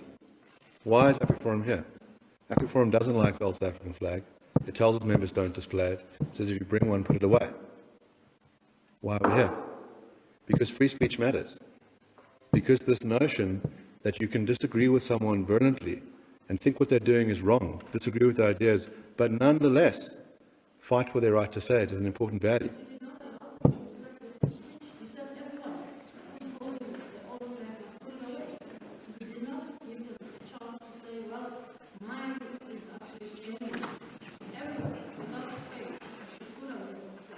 There's an enormous difference when private parties say to each other, look, if you want to be associated with me, there's certain conduct that's required of you, versus the state being able to say that you will be sanctioned, that you can be fined, this is illegal. For example, one might say, when you come to my house for dinner, there's certain codes of conduct that I expect of you, that if you behave in a certain way, I'm going to ask you to leave. But a person can hold that view without thinking that any of that conduct should be illegal. There's a difference between what we think is immoral and what ought to be illegal. I think a lot of people are going to take the view that adultery is immoral, that you have done something deeply wrong to the person that you've committed the act of adultery with. But we don't think it ought to be illegal. There's a big difference between saying the state can fine you or arrest you because you did this immoral thing. We think, for example, that racial slurs are immoral. But we don't criminalize particular racial slurs. We look at particular instances and we say, well, in this instance, we think it met the threshold. We think that swearing might be wrong, that viewing pornography might be wrong. Very different from saying that the state must regulate it, that it must be illegal. We don't think that everything that is improper, impolite, immoral must be illegal. And so that's why it's perfectly consistent for AfriForum to say, if you want to be associated with us, this is what our code of conduct is. It's very different from saying that we think that the state ought to make it illegal. And that distinction is vital. I know you can ask a number of questions for your friends, but you need to let out now. Yes.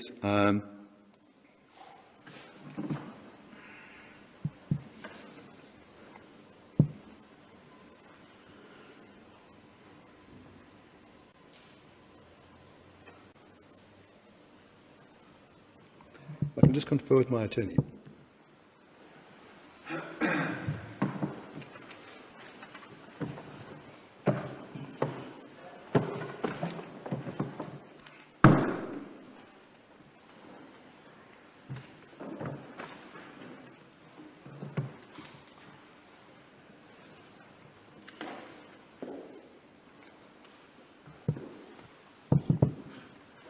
Justice Meyer, I think I've covered all the grounds that are necessary to cover. Why free speech is important, why we ought to permit in law certain kinds of conduct that we disapprove of, that is repugnant, immoral, distasteful, and offensive, why there will be ramifications beyond the banning of the old South African flag for all sorts of other symbols and other flags that will open up the floodgates, and why that's dangerous, why there are remedies available from this court and from society to express its moral disdain, that is the best way of dealing with it. Why, importantly, the Equality Court lacked the power to have granted the orders that it did, for two reasons. One, there was no true respondent in the first order regarding the displays. Secondly, that a court can only make declaratory relief about particular instances, not prospectively, and that the case law shows the general approach is to condemn particular acts, not to make declaratives in the abstract. That through a number of examples that I provided, there will be displays that don't meet the threshold tests, but will nonetheless be declared as hate speech, and that shows the problem with the order.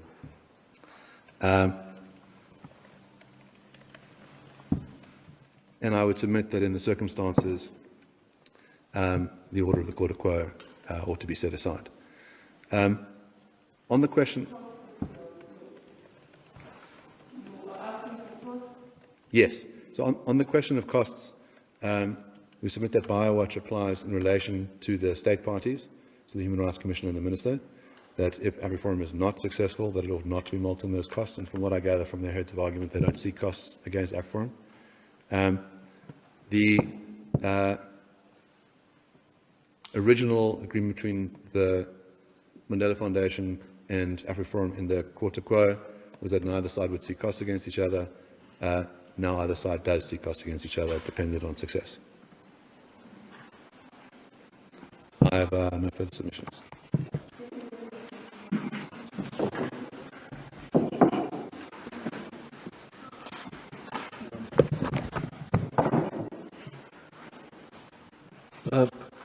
Thank you, Justice Mai. If I may ask for permission to remove my mask. I propose to ask for the dismissal of the appeal with costs. I shall address three topics in my argument. The first is an analysis of the pleadings to show that there was a concrete issue with concrete facts before the Equality Court. The second is to explain the meaning of the old South African flag, both from a historical and a contemporary perspective. The third is to apply that meaning to these facts in the light of the Kwelane judgment. Now, on the third issue, I shall urge the court to find that displays in public spaces are as hurtful and harmful as displays in private spaces. In fact, the law cries out for regulation of displays in private spaces more than it does for displays in public spaces because of the asymmetry of power in private spaces, homes, farms, churches, private schools. Let me start then with the correct analysis of the pleadings. The court will find the pleadings from volume 1, the case brought by the Nelson Mandela Foundation starts at page 9. That's the affidavit of Mr. Hatang. In paragraph 7, he explains the dispute as follows.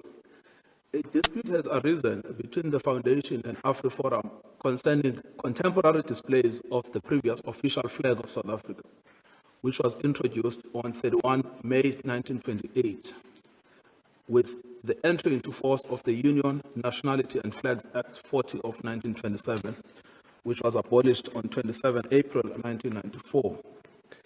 He then explains what that dispute is at paragraph 8. It says the Foundation holds the view that any gratuitous display of the old flag constitutes hate speech and harassment prohibited by Pepuda. A display would be gratuitous if it does not serve any genuine journalistic, academic, or artistic purpose in the public interest. Then he summarizes the view of AfriForum, which has been repeated today, that they have articulated an alternative view that even gratuitous displays of the old flag constitute protected speech under Section 16 of the Constitution, and has indicated that it would oppose any application for an order declaring displays of the old flag to be prohibited. So right at the outset, it was clear that this would be an application for a declaratory order applying generically. And AfriForum at the commencement stated that it would oppose that. Now, the context of that dispute is set out from paragraph 11 of that page 11. The essence of the story is that on 30th October 2017, there were nationwide demonstrations under the title Black Monday. Now, these were organized under the auspices of AfriForum and other organizations. The allegation is made, and it is common cause, that AfriForum played a leading role in these demonstrations and announced as follows in a statement issued on the same day. It says, today's gatherings are only the beginning of a campaign that will ripple outward even further and will become a bigger campaign. AfriForum already at today's gathering announced campaigns and safety plans in the fight against farm attacks and murders. So this was their event. They invited people to this Black Monday. At paragraph 12, it was widely reported that the old flag was displayed at some of the Black Monday demonstrations. And there were various examples that put up that show that the display was organized at an event organized by AfriForum, ostensibly to protest against farm murders. And then at page 13, it is then explained at paragraph 17. While these attitudes may not have animated all of the leaders and demonstrators on Black Monday, the occasion clearly fostered an enabling environment for these attitudes to flourish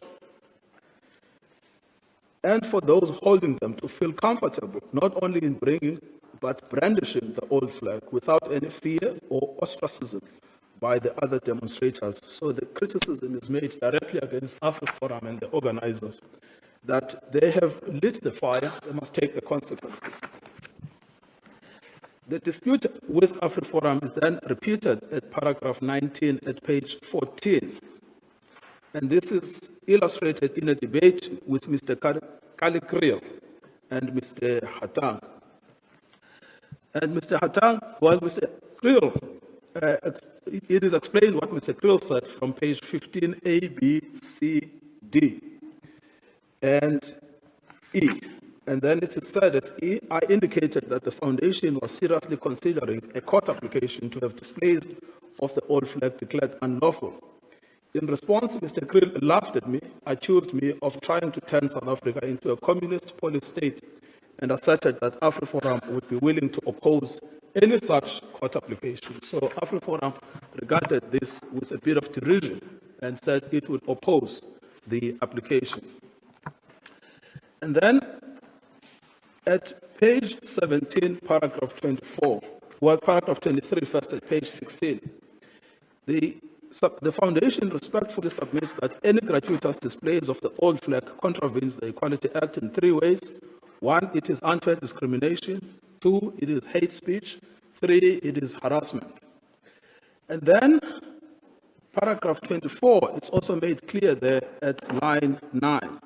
Gratuitous displays of the old flag are egregious examples of such behavior and should be met with these remedies. Then it says, but Black Monday and the resulting dispute that erupted between the Foundation and AfriForum have revealed the need for a declaratory order to this effect. Otherwise, many potential perpetrators and victims of this discrimination, hatred, and harassment will remain unaware of where the constitutional boundaries lie.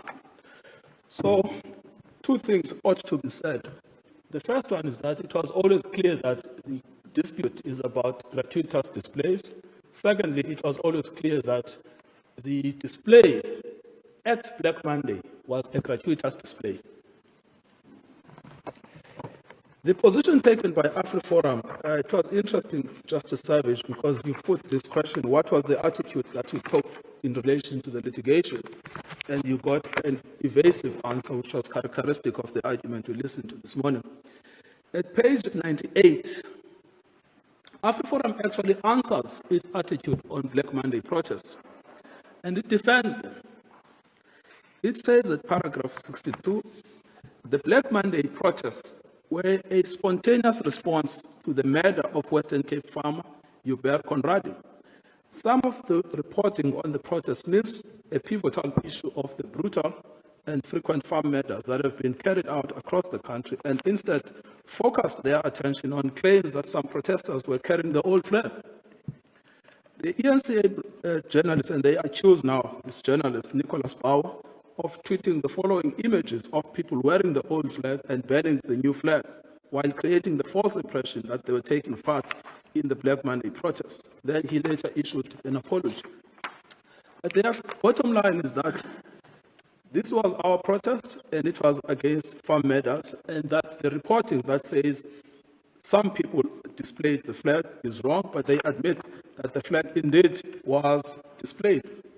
But they explained their attitude a page earlier, page 97, under the heading, responding to offensive speech, where they say, paragraph 57, the best remedy for offensive speech is counter-dialogue. When people make racist statements or use offensive symbols, an opportunity is created for public discussion.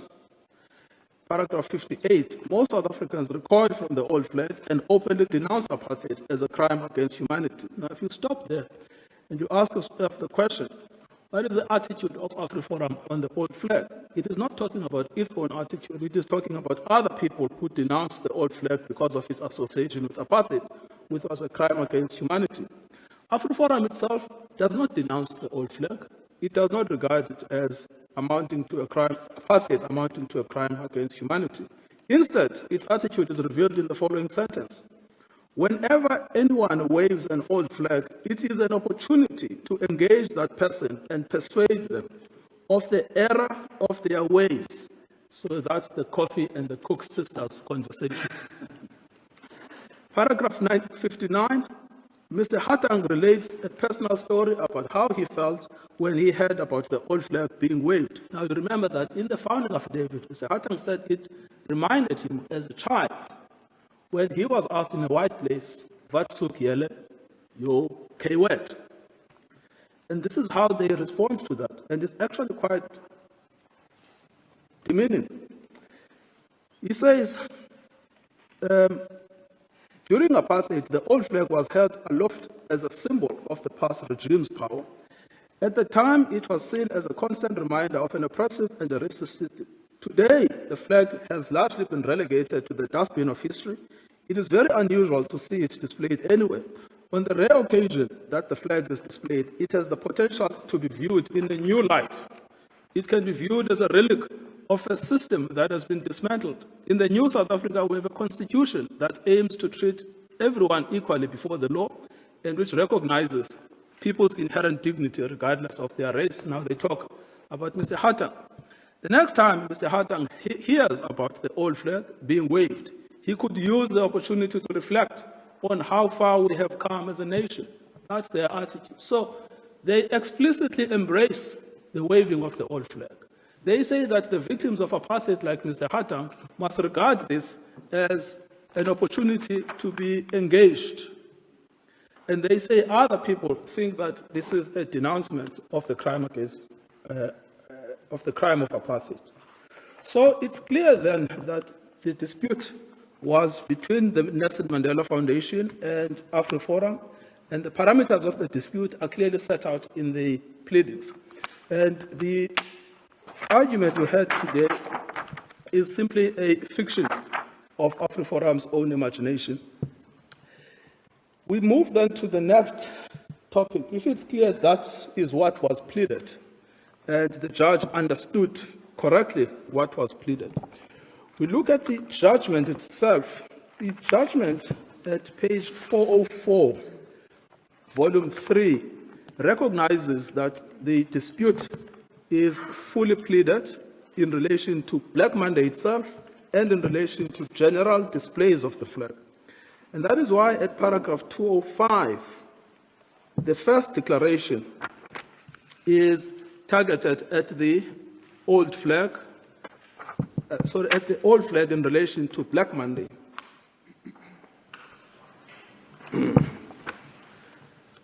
And you will see that 404, page 205 and 405. And then paragraph 2 is a generic order, the declaration that any display of that flag would then be hate speech. And my learned friend, I heard him talking about the Malema versus AfriForum case That judgment is also clear. It finds that the singing of Dobulipun is hate speech. That's the order, Justice Mabinda Popwana, you asked about that, and you are again met with evasion. The fact of the matter is that that judgment finds that the singing of Dobulipun is hate speech. That, of course, does not mean that a party may not come to court that when I sang it, it was at a school, and it was in a history class, and therefore it was not hate speech. So it falls in the same category as the order that we have in this case. So that deals with topic 1. Was the case properly pleaded, and was the list properly identified? The fact of the matter is that it was.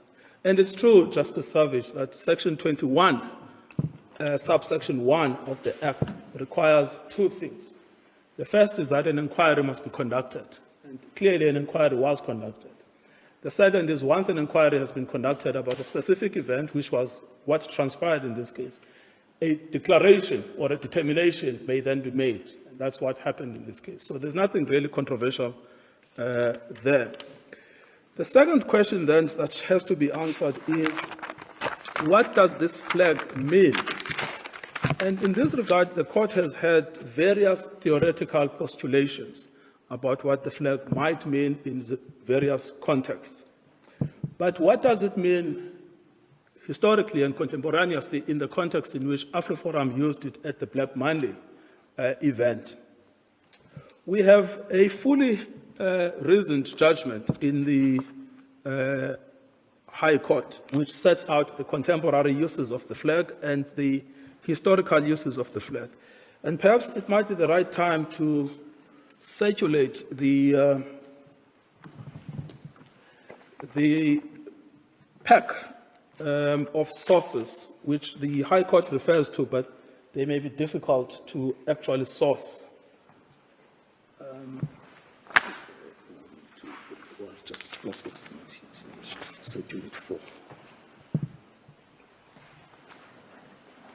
Yes, we will indeed email it to Justice Plaskett. And what we have included there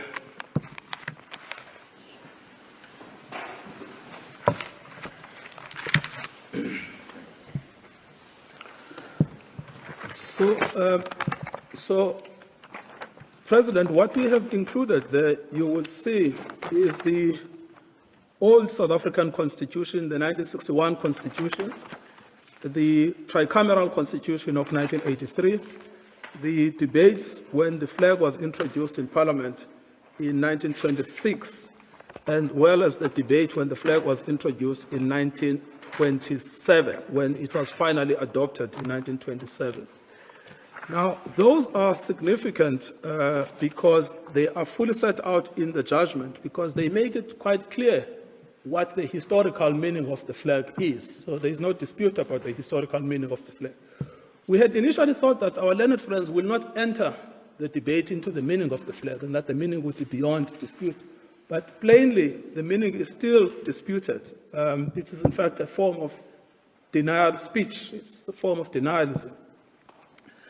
So we start with the 1926 introduction of the Nationality and Flag Bill. And the relevant section here would be at page 7 of the document that I have introduced, which is page 4030 of Hansard. And this is the 25th of May, 1926. And the person speaking here is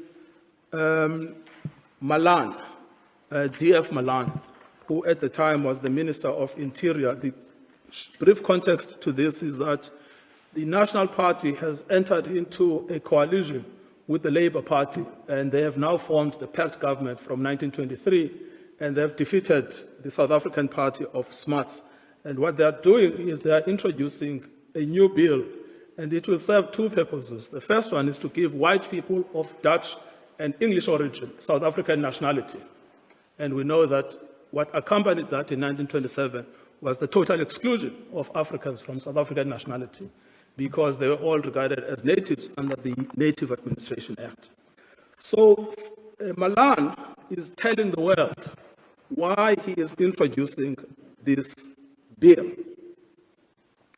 Now, he then explains, we haven't numbered this, but it's somewhere in the middle, towards the end of that passage on the right-hand column, where he explains why the flag is necessary. He says, a flag is not a mere cloth.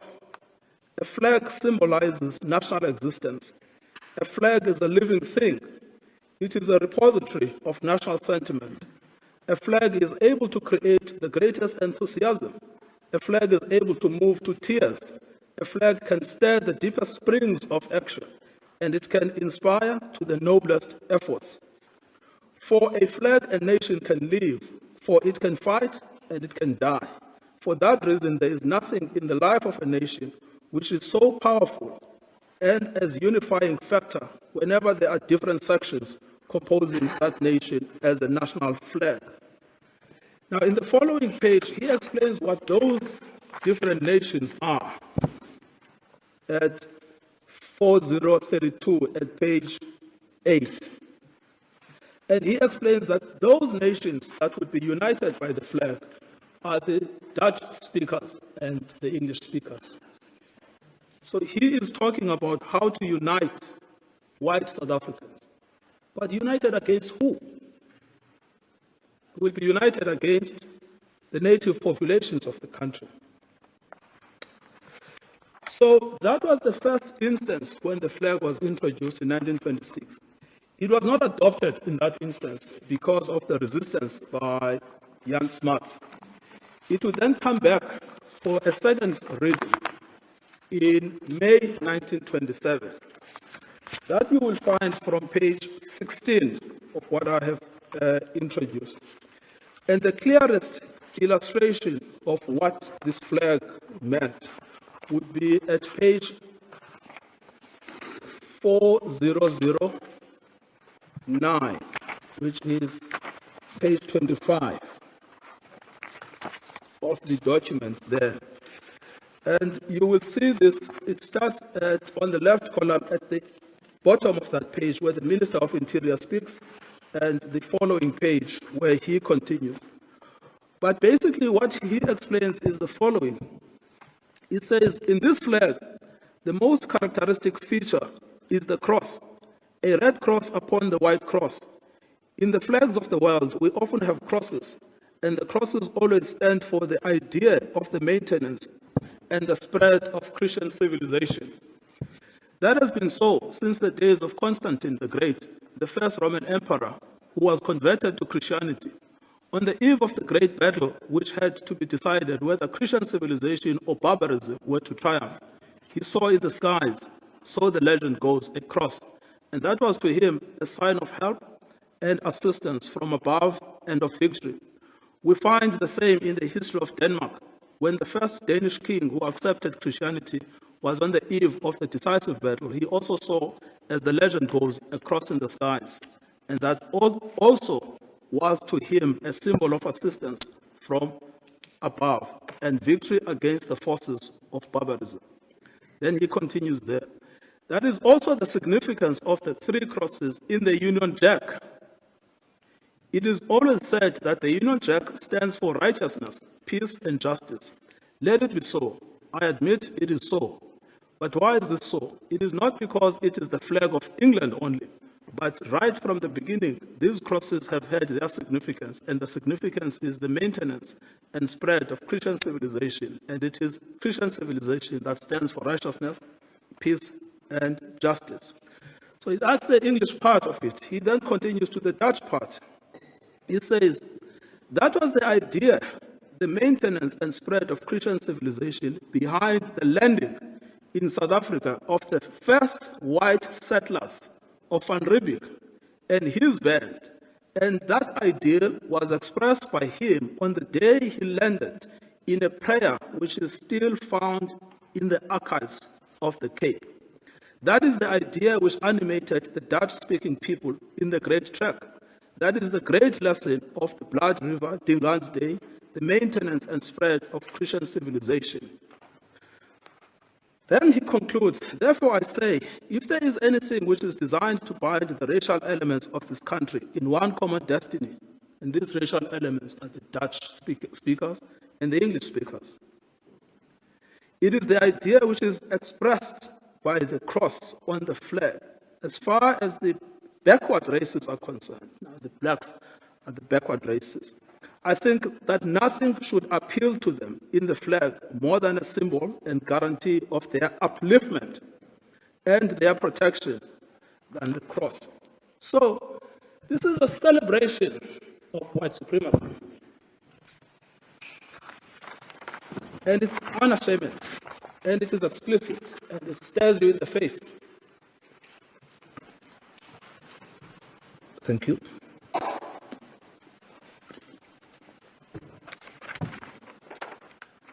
So, if it is clear then that the flag symbolizes the arrival of Jan van Riebeeck, it symbolizes the supremacy of the British.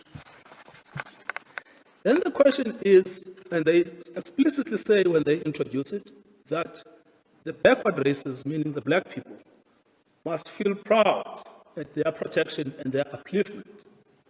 It's clear then that it is a symbol, not just of exclusion, but of domination.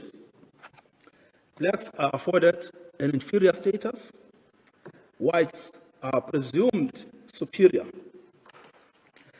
And in 1928, we know that the Nationality and the Flag Act is introduced, made into law. Then we also know that in 1948, the National Party becomes the government under Malan, the person who introduced the flag. In 1961, which is at page 2, that symbol is endorsed and incorporated into the flag, into the Constitution, Section 5.1. The national flag of the Republic shall be a flag consisting of 3 horizontal stripes of equal width from top to bottom, orange, white, and blue, on which there shall appear in the center of the white stripe the flag of the Republic, the orange Vrystaat, hanging vertically and spread in full, and on opposite side and adjoining the flag, referred to in paragraph A, the Union Jack, as it existed in 1927, horizontally spread in full towards the pole. And then it continues. Then we know that remains, page 3, at section 4 of the tricameral parliament, precisely the same clause you find in the 1961 Constitution, endorsed in the 1983 Constitution.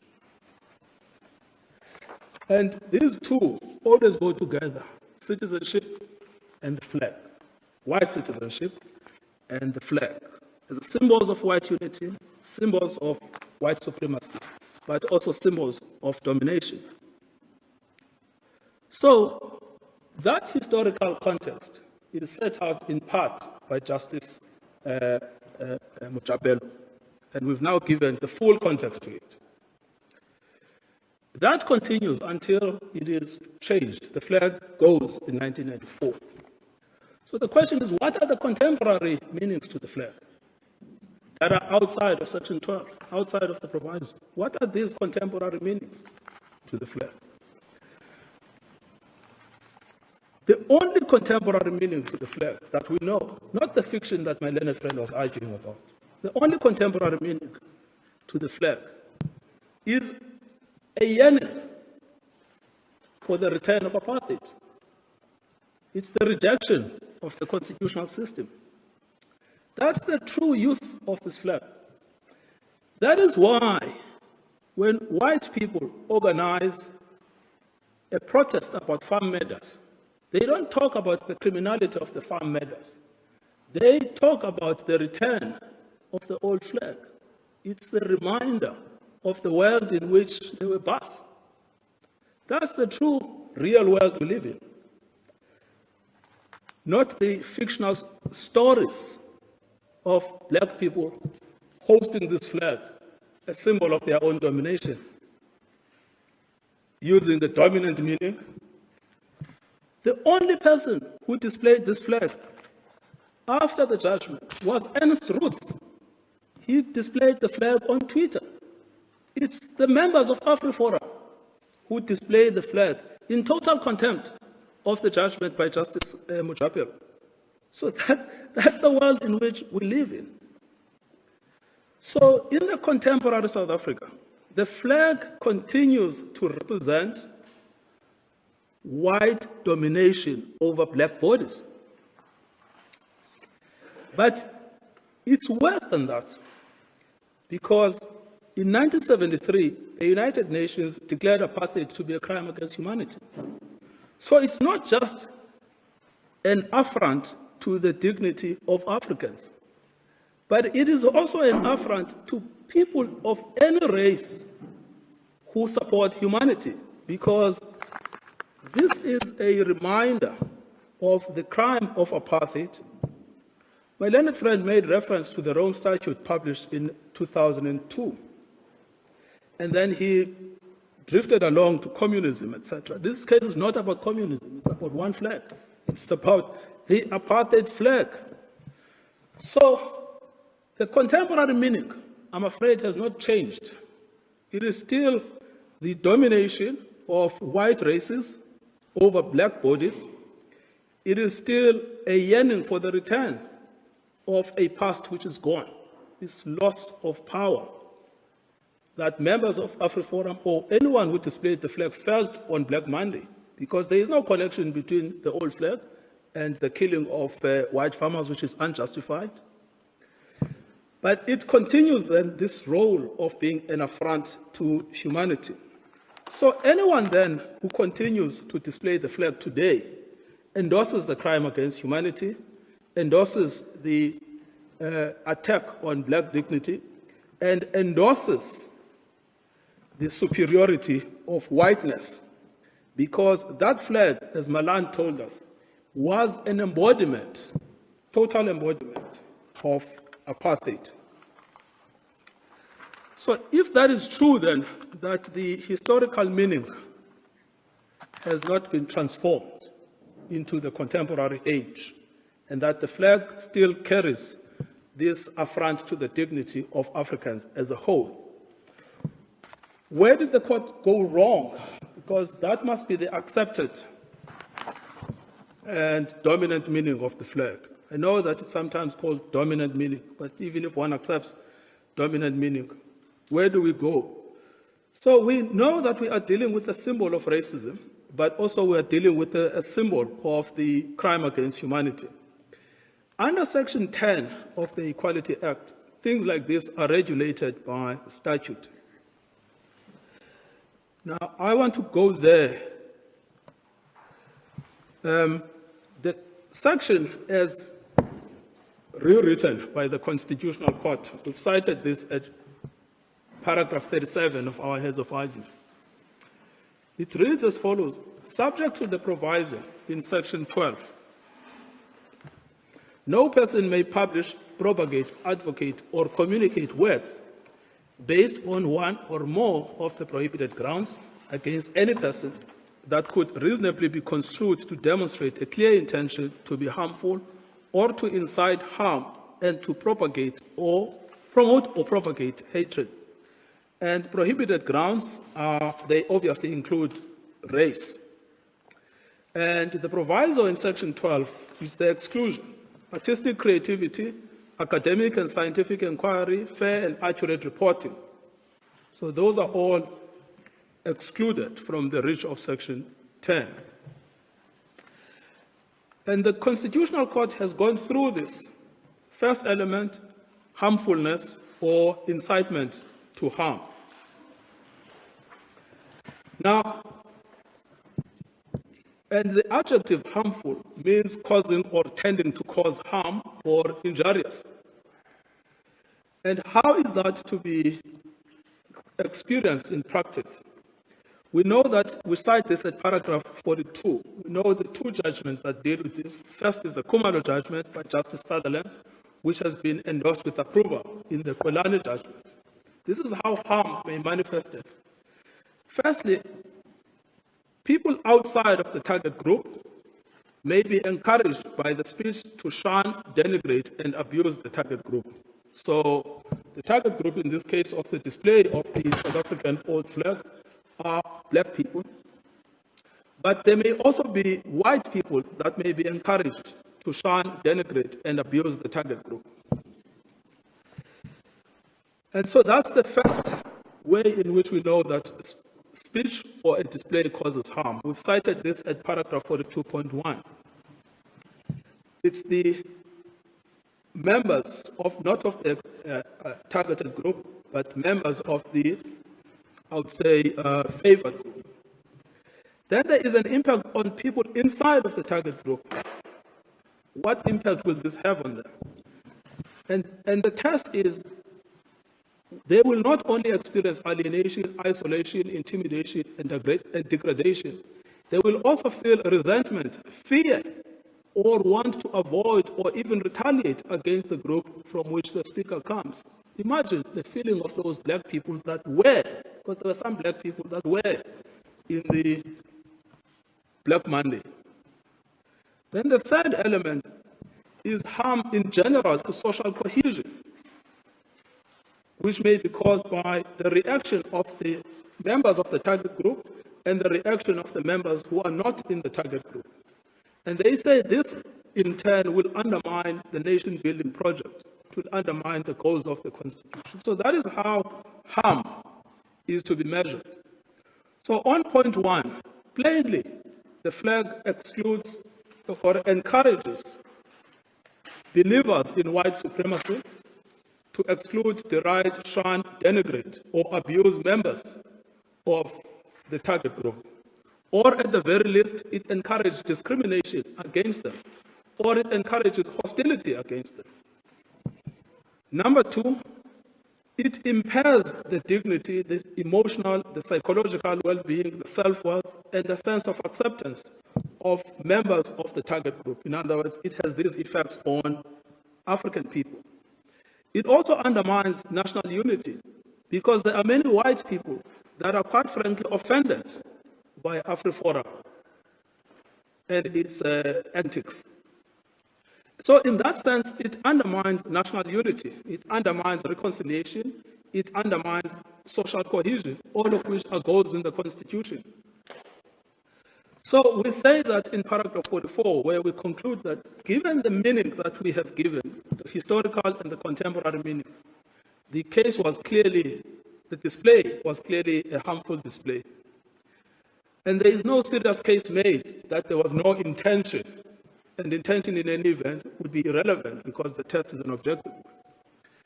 We make the same point in relation to the second element of Kolani, the promotion or propagation of hatred. And hatred simply means a feeling of intense dislike or enmity. And we've set this out in paragraph 46, 47, 48. And we've made it clear there that for the reasons we give in paragraph 49, the display of the apartheid flag has those consequences. And then we are left with what exactly that justifies the display of the flag? We are left with private displays, so-called private displays. Now, on private displays, the court will find, firstly, the judgment itself of Justice Mujapelo. It dealt with this at paragraph 186.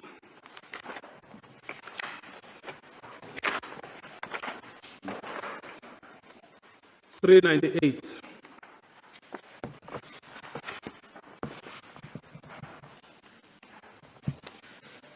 So they dealt with this, and this is how the language, and the language is crucial.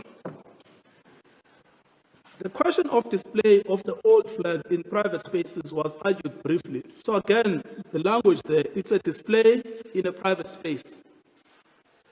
And what a private space may be could be a range of things.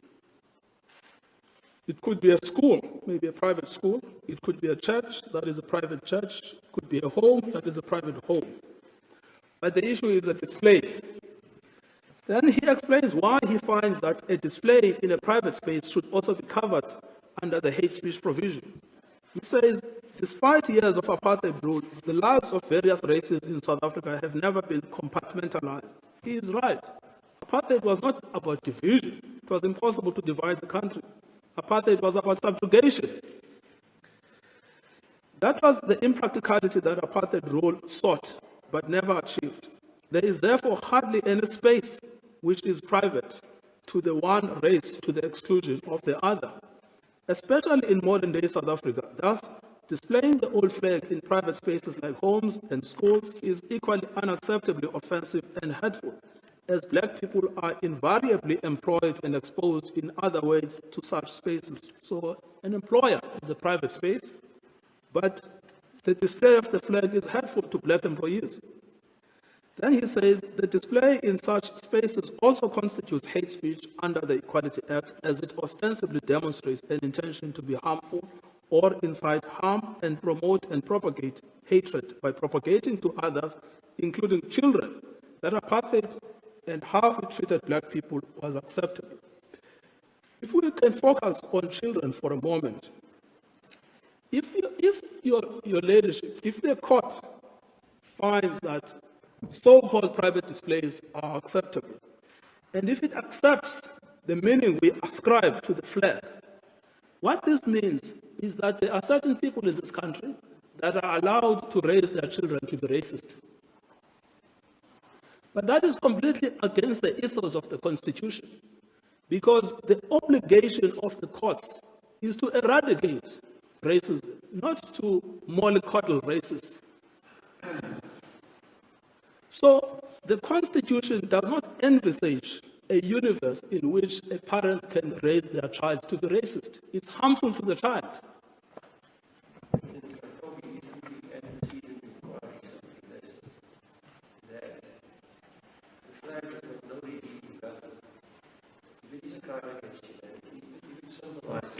Yes.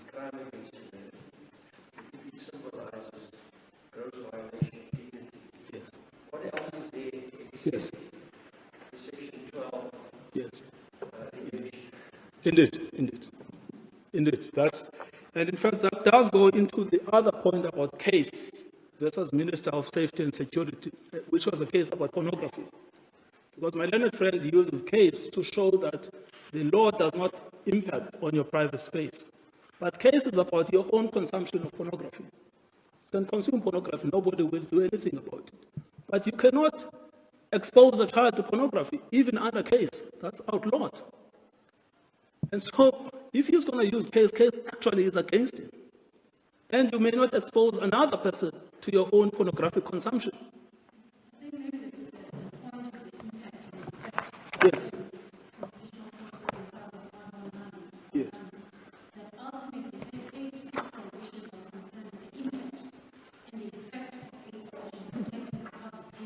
Yes. Indeed.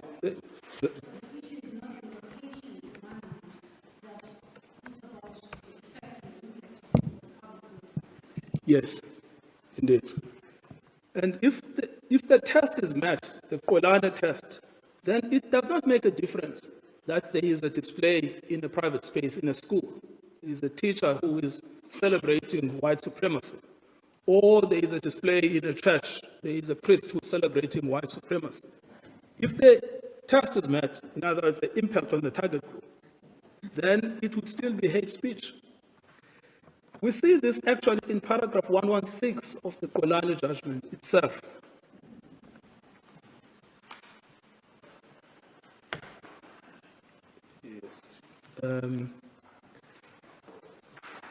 Yes, in fact, the entire discussion is from 115 to 120. So, firstly, they say words have meaning and effect should be given to them. To communicate assumes the conveyance of ideas. Words in and of themselves are otherwise meaningless. As it was described in Nelson Mandela Foundation Trust, which is this case, what the section targets is thus the meaning behind the words and not simply the words.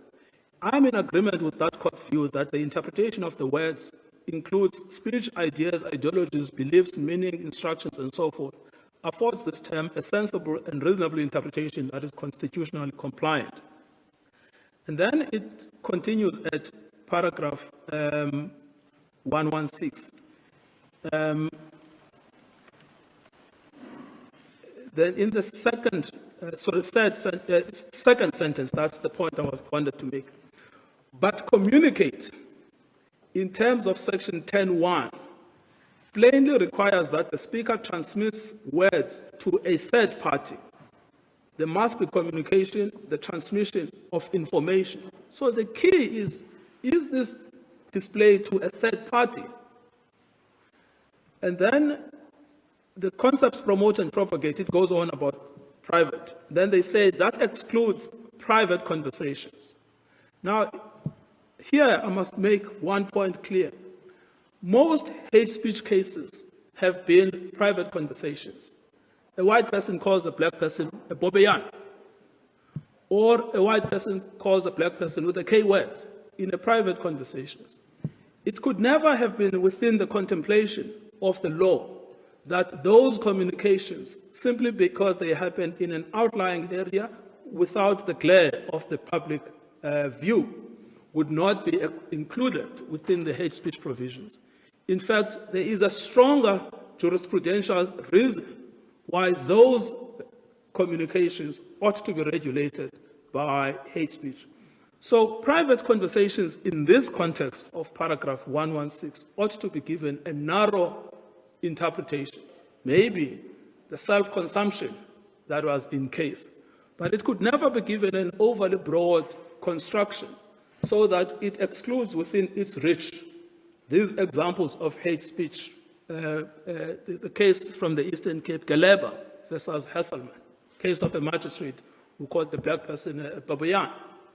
In those instances, that's precisely the sort of hate speech that Section 10.1 targets.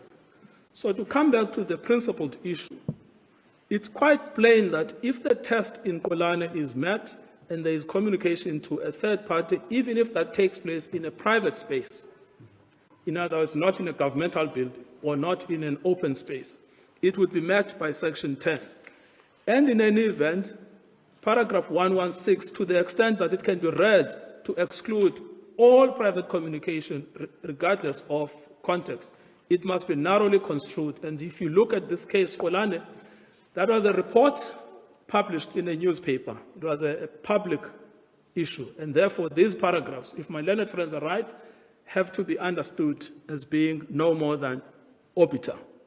The correct state of the law is that there is no principled distinction between communication in a public setting and communication in a private setting if the requirements in the case, in the test of Kolane are met.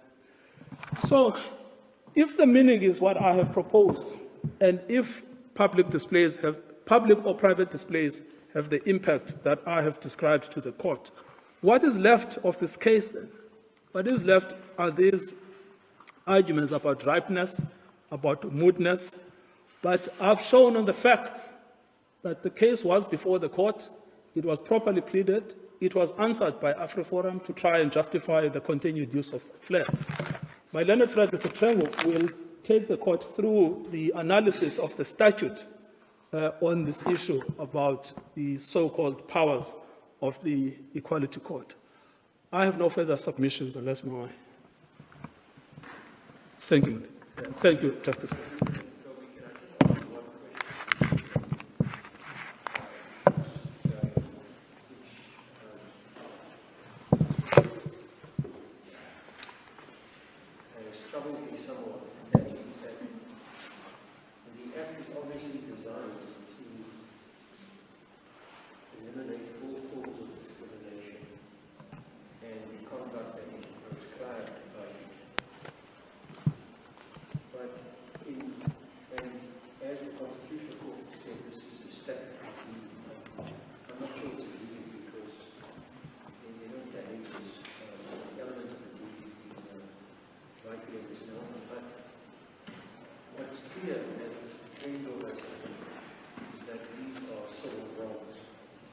Yes. Now, you have three civil wrongs. You have the same conduct that constitutes three civil wrongs.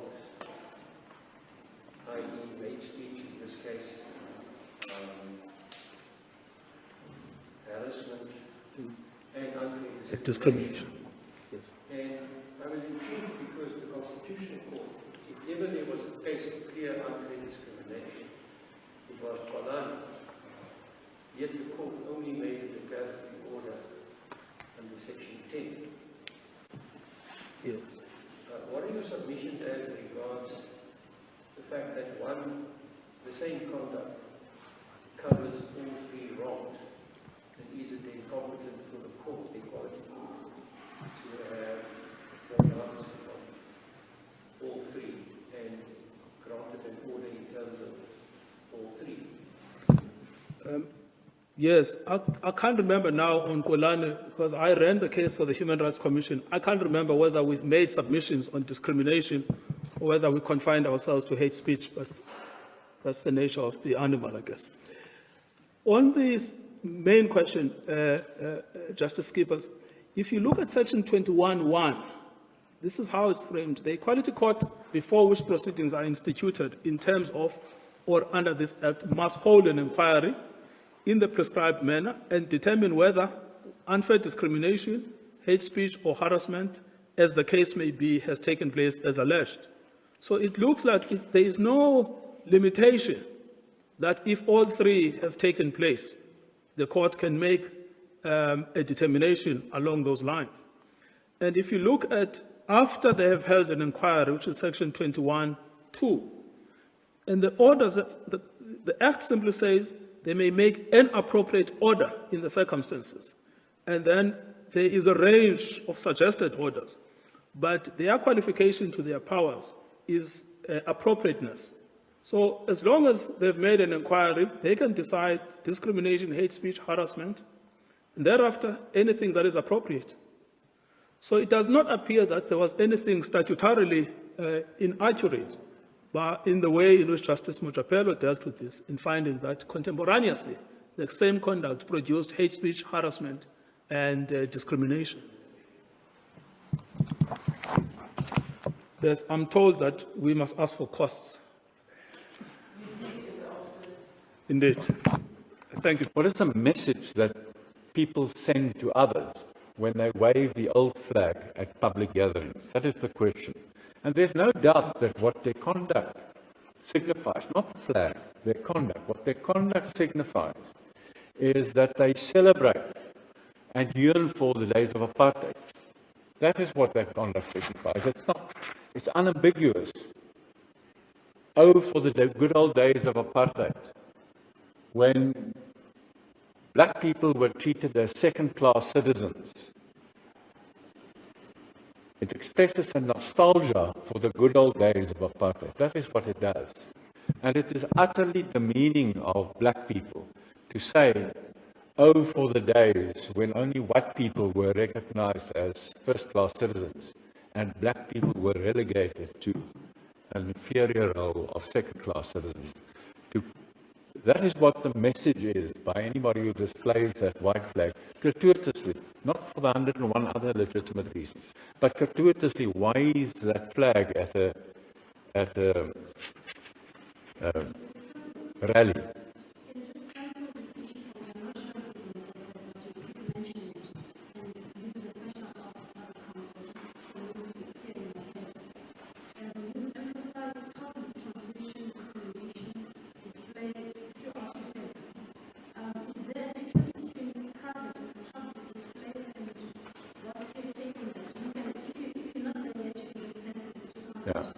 And certainly, let me do it now. Let me do it immediately.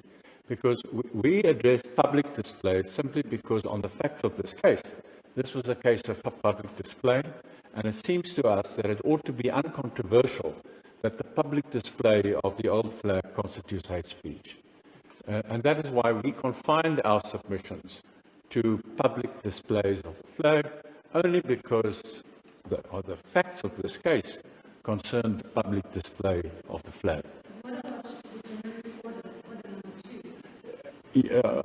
2? That is quite correct. The court did not limit its order in that way.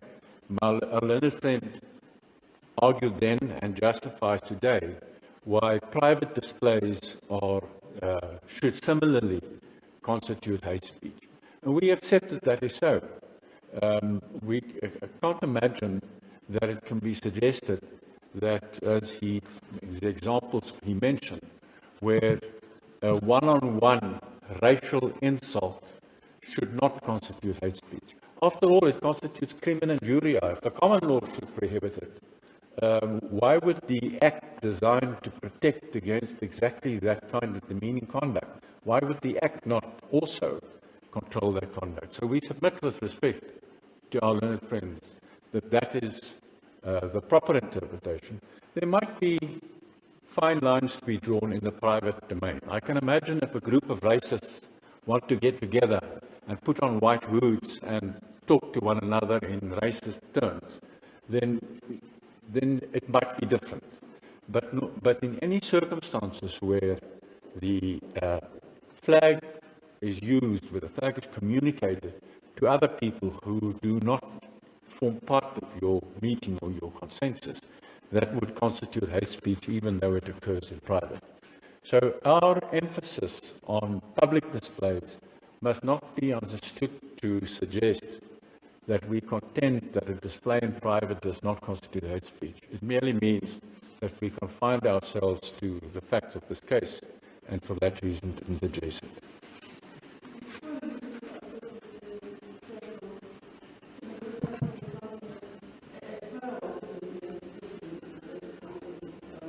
So I'm not. I don't. Yes.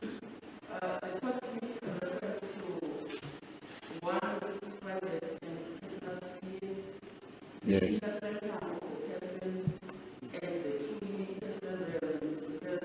Yes.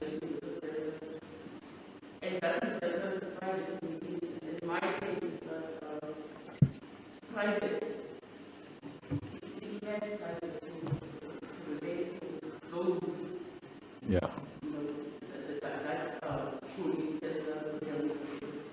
Yes, and then one. I submit with respect that that would be the sensible understanding, and for that reason the appropriate understanding, because one can imagine that it becomes very different when your let me say this. What that might mean is simply that hate speech becomes hate speech only if it's communicated to an outsider. But whether that communication occurs in the workplace or in the home or in a private school should not make any difference. And remember, Kwelani was a case about the public dissemination of hate speech. So Kwelani was not a case which concerned the question where the lines of privacy might obscure the lines of hate speech. And let me just emphasize here that, as I've said, what constitutes hate speech by the gratuitous display of the flag is the conduct and not the flag. And for that reason, we submit that the qualification, which is also appropriate, is that the court excluded from the prohibition any conduct of the kind described in the proviso to Section 12. And I have little doubt that that is an appropriate exclusion. But what my learned friend then does is to say, but look, there are other circumstances which would not fall within the proviso, but where the display of the flag would nonetheless be innocuous and not hate speech.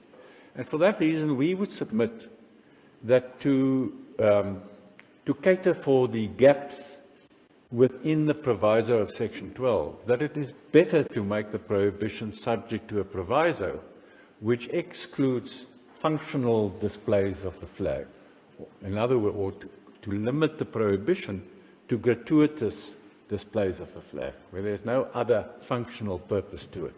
Then anybody who says, but I had another legitimate reason to display the flag, history or demonstration or whatever, all those examples my learned friend mentioned, those are not gratuitous displays of the flag. Those are occasions on my learned friend Mr. Mpofu's son's book, where the flag is used for a functional purpose.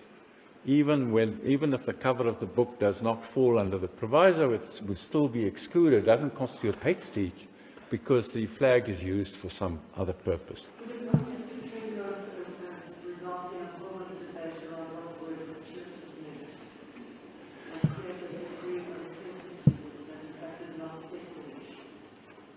It might, if you're confident that you can draw a clearer line, but which is equally wide.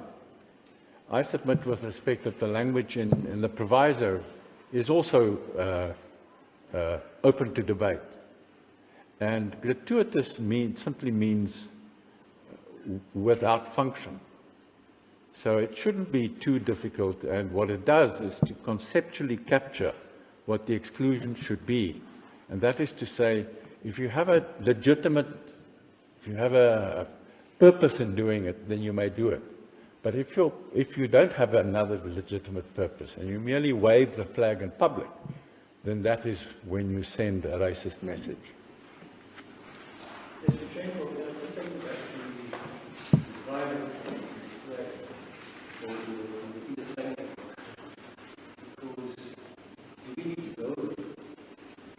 No. No. Well,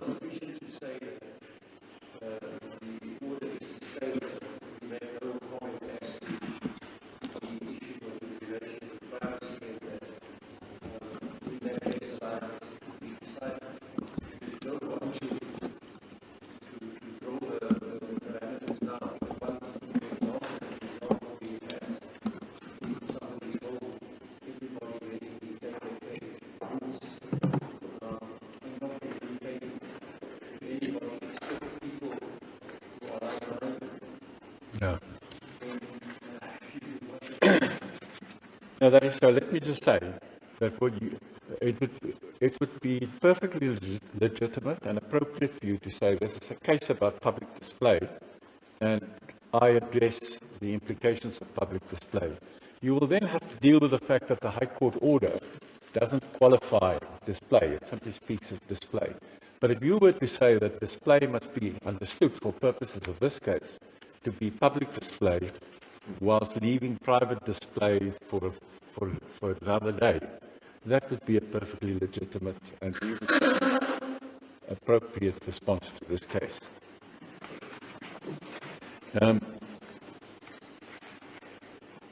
My little friend speaks of other symbols like the stem and the Springbok rugby emblem. Now, may I just use them to illustrate precisely why it is a false analogy, and it doesn't address the right question, and that's this. Of course, the stem and the Springbok emblem share some similarities in their history with the flag. That is so, and that's why he mentions them. But no reasonable person would say today that there is any comparison between those three symbols. The fact of the matter is that particularly when democracy dawned, under the leadership of President Mandela, the establishment embraced the stem and embraced the Springbok emblem. I can remember the president at a rally in PE wearing a Springbok cap. The establishment embraced those symbols and used them in the project of reconciliation. And rightly or wrongly, I'm not commenting on the virtue of it, but the fact of the matter is that is where those two symbols took a different turn, and why they are today embraced by a lot of people. I'm not saying they're uncontroversial, but they are embraced by a lot of people. And no reasonable thought would say today that the message they sent, the message sent by Siya Kolisi when he leads the Springbok World Cup winning side onto the field, are a symbol of apartheid South Africa. That would be absurd. Those two symbols today bear a completely different meaning. And the vague similarity in track record and origin is of no consequence at all. I beg your pardon? No, not at all. It doesn't begin to move the test. And simply, yeah. And let me conclude this part of the topic before I get to the procedural points, just to refer you for sentiment rather than direct comparison to the Constitutional Court judgment in the Pretoria street names case. That is Tshwane City v. AfriForum, 2016, Volume 6, SA 279, Constitutional Court, where the court also spoke of symbols of a different kind, i.e. street names. And the subject matter was not hate speech. I'm not suggesting there's a direct analogy between the two cases. But what the Chief Justice did speak about is how important it was in our democratic South Africa to recognize that symbols means different things to different people and that we should accommodate one another. And I commend particularly paragraphs 6 and 8, and 15 and 16. And if I may just read two or three sentences from paragraph 15. It is impermissible to ever adopt an attitude that seems to suggest that some of our people can afford to endure the pain and torture induced and symbolized by instruments of the colonial and apartheid legacy, probably because they have endured them long enough to find them tolerable, if not acceptable. Nothing that objectively encourages or seeks to perpetuate the stereotypes, prejudice, or discriminatory practices of the past is to be tolerated. Inclusive unity in diversity, recognition of the culture and history of white and black South Africans, and reconciliation are our chosen paths to the prosperous future. Now, if this case is to be judged in the context of that sentiment, then there can be no doubt that waving the old flag at a public occasion is a message of hate that we cannot tolerate. Can I turn lastly to the procedural issues? The Equality Act, the first argument is that the orders were not within the jurisdiction or competence of the Equality Act. The powers of the Equality Act are set out in Section 21. Now, our learned friend's first point is the Equality Act can only act if there was an incident, a complaint of hate speech. Well, there was, and there was a complaint of hate speech. The flag was waved at the rally. So the entry point is satisfied in that there was an actual incident, not a theory, an actual incident, and there was a complaint about that incident, and the court found that that incident constituted hate speech. Its remedial powers, given that it had the power to be seized of the case, its remedial powers are then defined in Section 21. It says the court must firstly determine whether the hate speech has taken place. That's 21.1. In this case, that is what it did. It inquired and it determined that hate speech has taken place. The remedial powers are then set out in 21.2. After holding an inquiry, the court may make an appropriate order in the circumstances, including a declaratory order. So the remedial powers aren't confined to orders relating to the particular incident.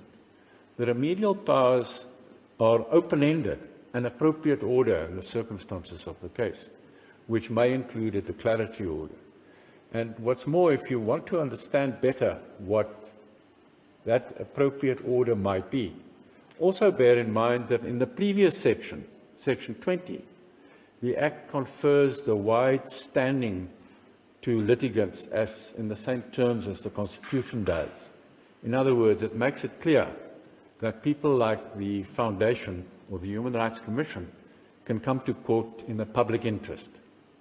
So that it then seems blindingly obvious that where there is an incident and there is of which a complaint of hate speech arises, And there is reason to think that that kind of incident will happen again and again and again. And there is a dispute about the lawfulness of the incident. It's very clear that there is the list that Nell said was not even necessary for a declaratory order. But there is actually a list. What is the appropriate, let me pick up the words, what is the appropriate order? The appropriate order is to say, well, that incident constituted hate speech, and as for the future, we don't today want to fine people or punish them, but let me bring clarity to the law today. Let me resolve the dispute by giving notice to the world that waving the old flag on public occasions constitutes hate speech. We submit with respect that a declaratory order was eminently appropriate and certainly the appropriate order in those circumstances. A declaratory order, after all, my learned friend has some suggestion that it is an abstract order, but it's not abstract at all. The declaratory order is one of the most important judicial tools for the determination of actual disputes or even possible disputes. The declaratory order is recognized as a judicial remedy in Section 38 of the Constitution and in Section 21(1)(c) of the Superior Courts Act, and then, as I say, in the Equality Act, in Section 21(2)(b). And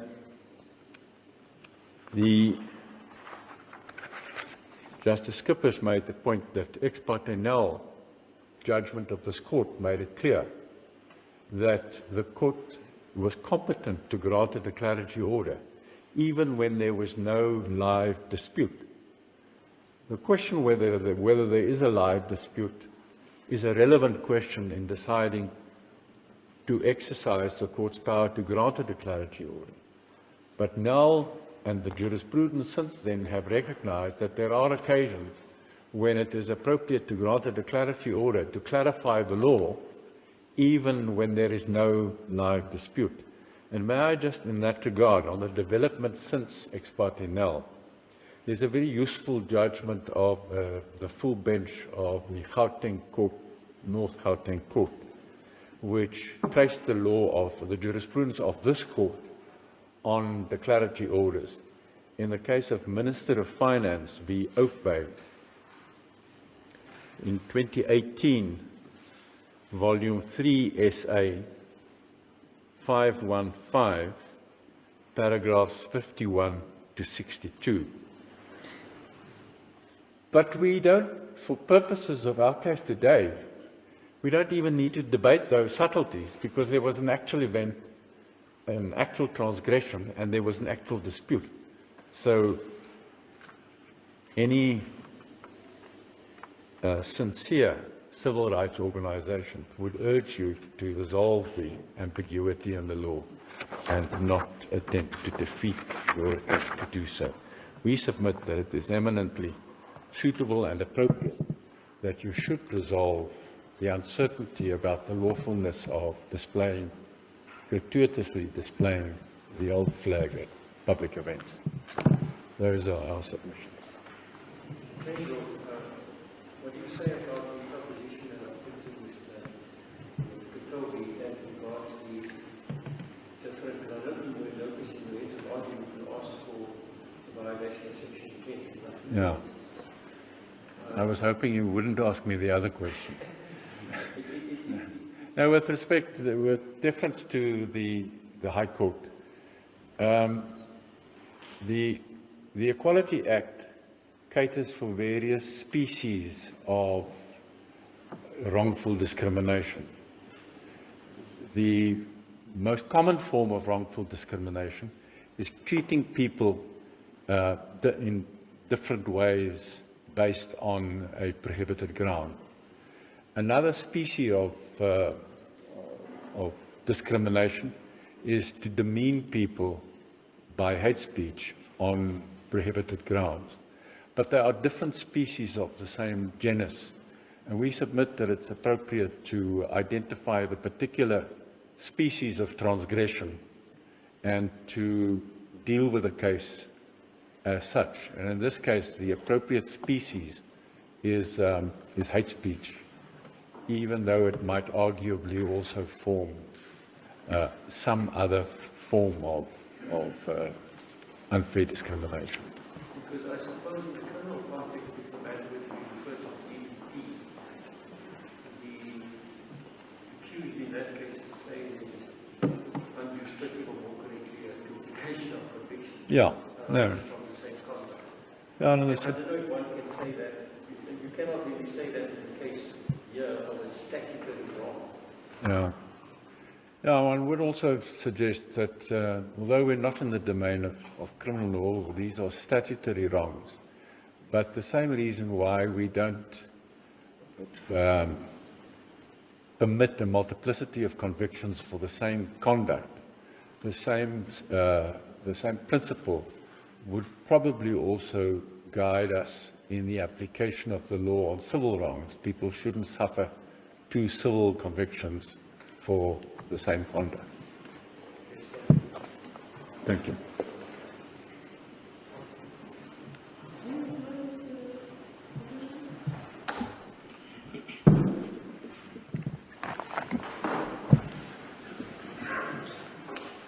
Yes, Justice, I intend on being as concise as possible and deal with some of the submissions of my learned friends.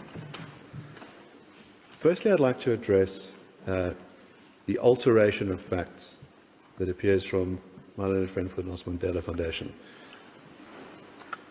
The case brought by the Mandela Foundation was very clear. AfriForum is cited because there is a disagreement about whether future displays of the flag ought to be permitted. It was never their case that AfriForum were waving flags. If that was their case, they would have brought that case. They would have said, on this occasion, AfriForum members were there holding the flag, and we want to hold AfriForum accountable for that. If that's what the facts, that's the case they would have brought. It's not the case they brought. Today, my learned friend intimates AfriForum waved this flag. It's done for theatre. It's not a fair representation of the facts. It's very obvious from the papers that that's not the case. And it's unfair to intimate that now. But isn't the point simply this, Mr.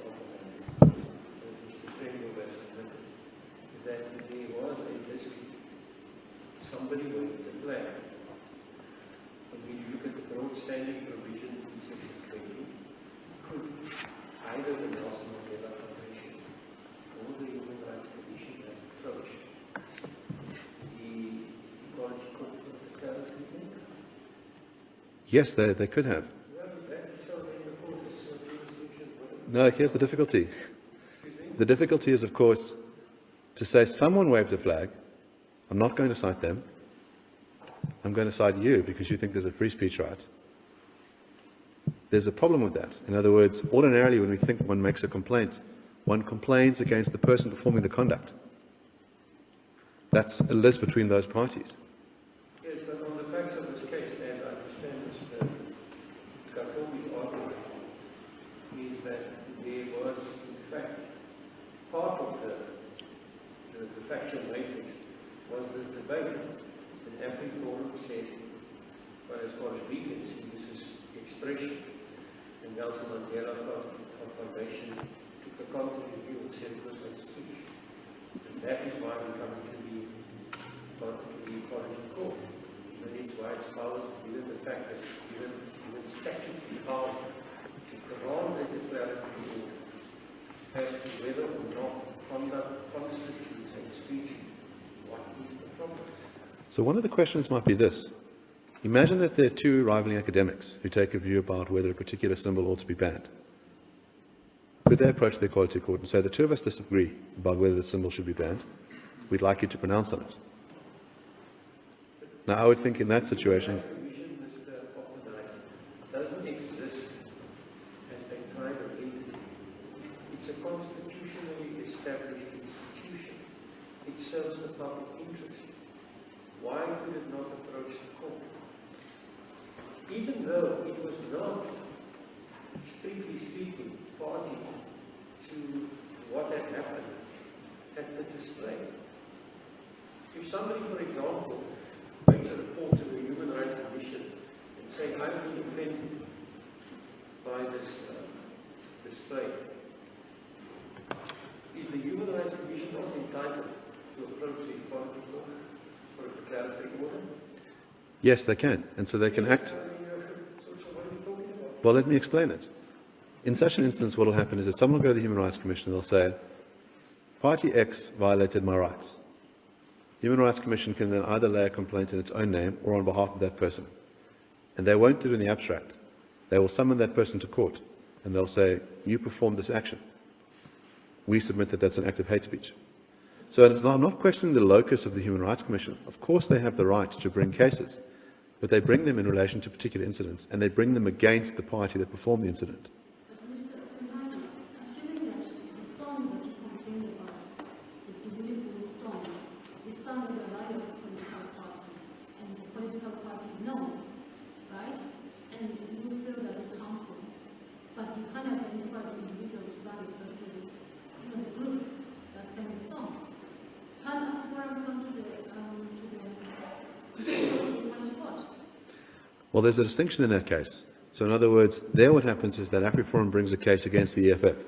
It says your members were singing this song and brings a case against the EFF. That is not the Mandela Foundation's case. The Mandela Foundation does not say AfriForum members waving this flag and that's why we're citing you. They don't bring a case like that. But if the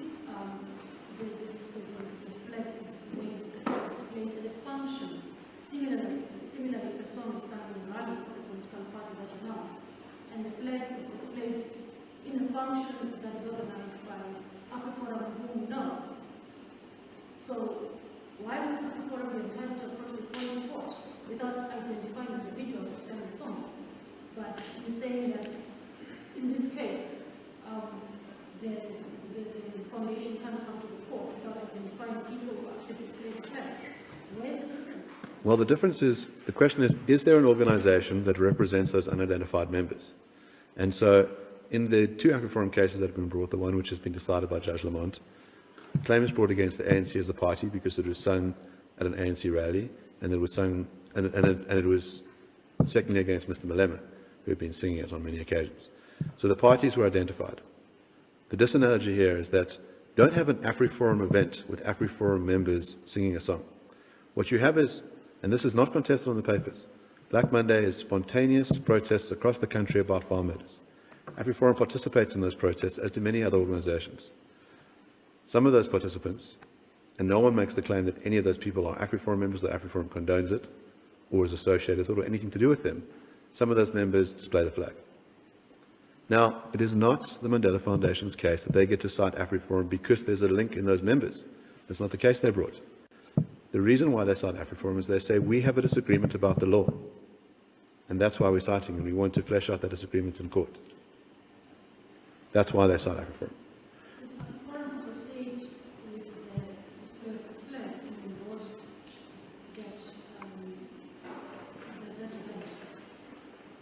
I beg your pardon, Justice?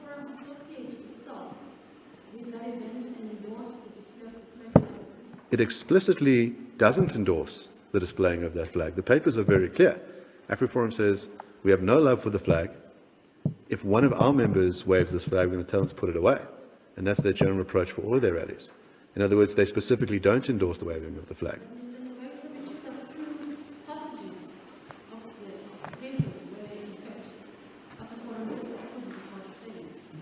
Mr. Ngatobi implied that the opposite is said, but that's not at all what's in those papers. In other words, AfriForum's account itself explains what its position is about the flag. It explains that AfriForum takes the view that the flag ought to be consigned to the dustbin of history. And Mr. Ngatobi takes the view, see, AfriForum are endorsing the waving of the flag. I just cannot reconcile these two positions. I mean, I don't know what more AfriForum could do to say they don't like the flag, they have distaste for the flag, but free speech matters, and that there is a danger when you start to ban things, and there will be second-order effects. That's the position that's very clear. Now, a couple of related points. The one is, it's been suggested by my learned friend from the Minister that there is no ban. Mr. Tringo, of course, speaks very comfortably about this being a prohibition, because it is, of course, a prohibition. What is a prohibition? What is a ban? It's when you're prohibited from doing something. It's when there will be consequences for doing it. The question is simply, is it a widespread ban? Is it a total ban? Well, it's not a total ban because there are some examples in the proviso when one can use it. In those examples, you're not banned from doing it. In the other cases, you are banned from doing it, and there will be consequences. You can be hauled before an equality court, you can be fined, you can be investigated by the DPP. That implies a ban. In other words, if there are sanctions that follow from your conduct and you're not free to do it, there's a prohibition, there is a ban. There's not a total ban. I think all the parties, AfriForum makes it clear that it is not a total ban, but thinks that having a ban in the first place is a problem.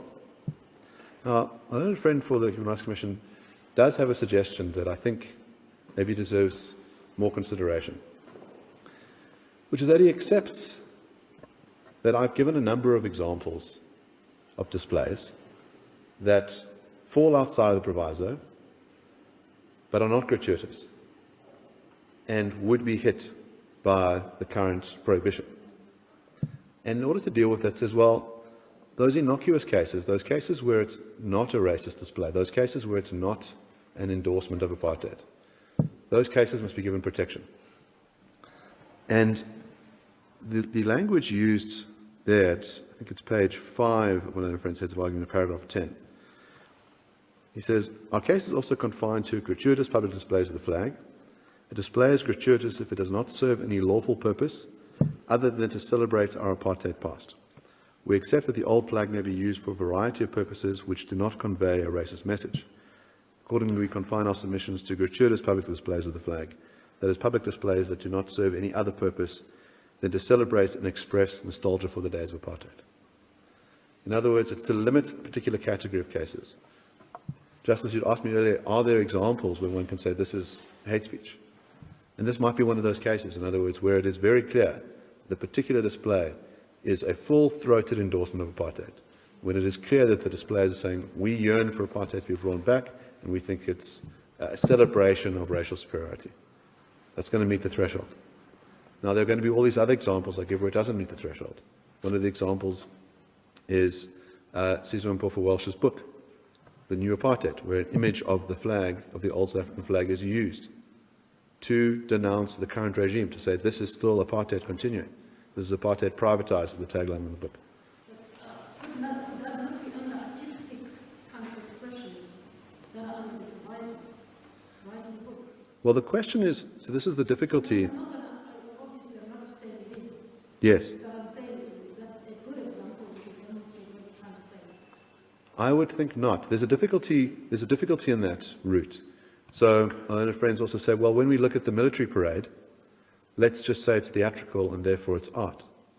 What you might have, if we start to make those moves, is that the case that we say, well, you've got the protesters and they're saying bring back apartheid, and they're then some before the court, they'll say, well, that's performance art.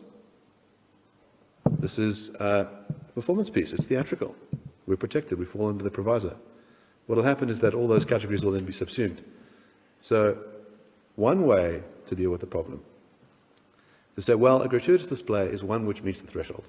In other words, this court could declare any display of the flag which amounts to the propagation of hatred, the incitement of harm, or is harmful speech itself, is hate speech, is a violation of Section 10 of the Act. That would be in terms of the law. In other words, it just targets those displays that are actually violations. And it admits that there will be displays that are innocuous, that can't be squeezed into a proviso, that don't meet one of those other threshold examples. The example cases that I've given, there's another famous case of a black woman who arrived at a party which was described as no taboos in 2017 in the media, and she wore a dress that was made out of the old South African flag. Now, it's not clear that that fits into any of the proviso examples. It's not a work of art. She's wearing the flag. It's not journalism. It's not reporting on anything. It's not academic. But it's also clearly not done to promote any hatred or to harm anyone.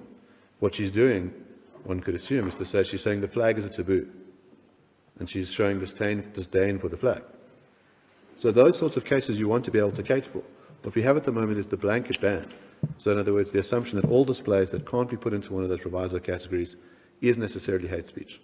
And one way to cure that problem is, as my learned friend suggests, is to limit it to this category of gratuitous, and one way to reach gratuitous is to say all of those cases that actually meet the threshold test.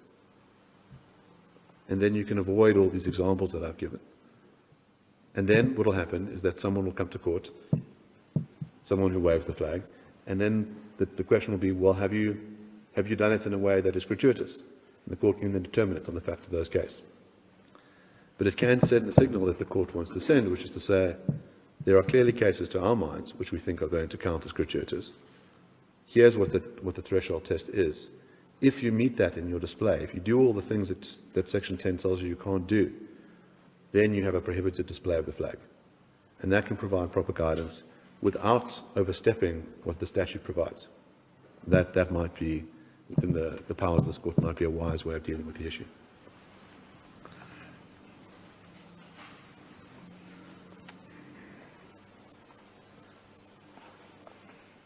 A few small things to correct as well. My learned friend just made mention of Mr. Ritz and said he acted in contempt of the order. He doesn't mention that the judge who presided over that case, Judge Lamont, dismissed their case. They sought leave to appeal to the Constitutional Court. The Constitutional Court refused to hear them. In other words, to claim that what Mr. Ritz did was contempt of court is improper. The court found otherwise and dismissed their case.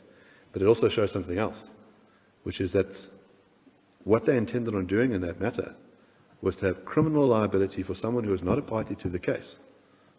The argument that they made, and it's evidence in the judgment itself, which is cited in their heads of argument, is that all South Africans are aware of this court order. All South Africans can be held in contempt for a mere display.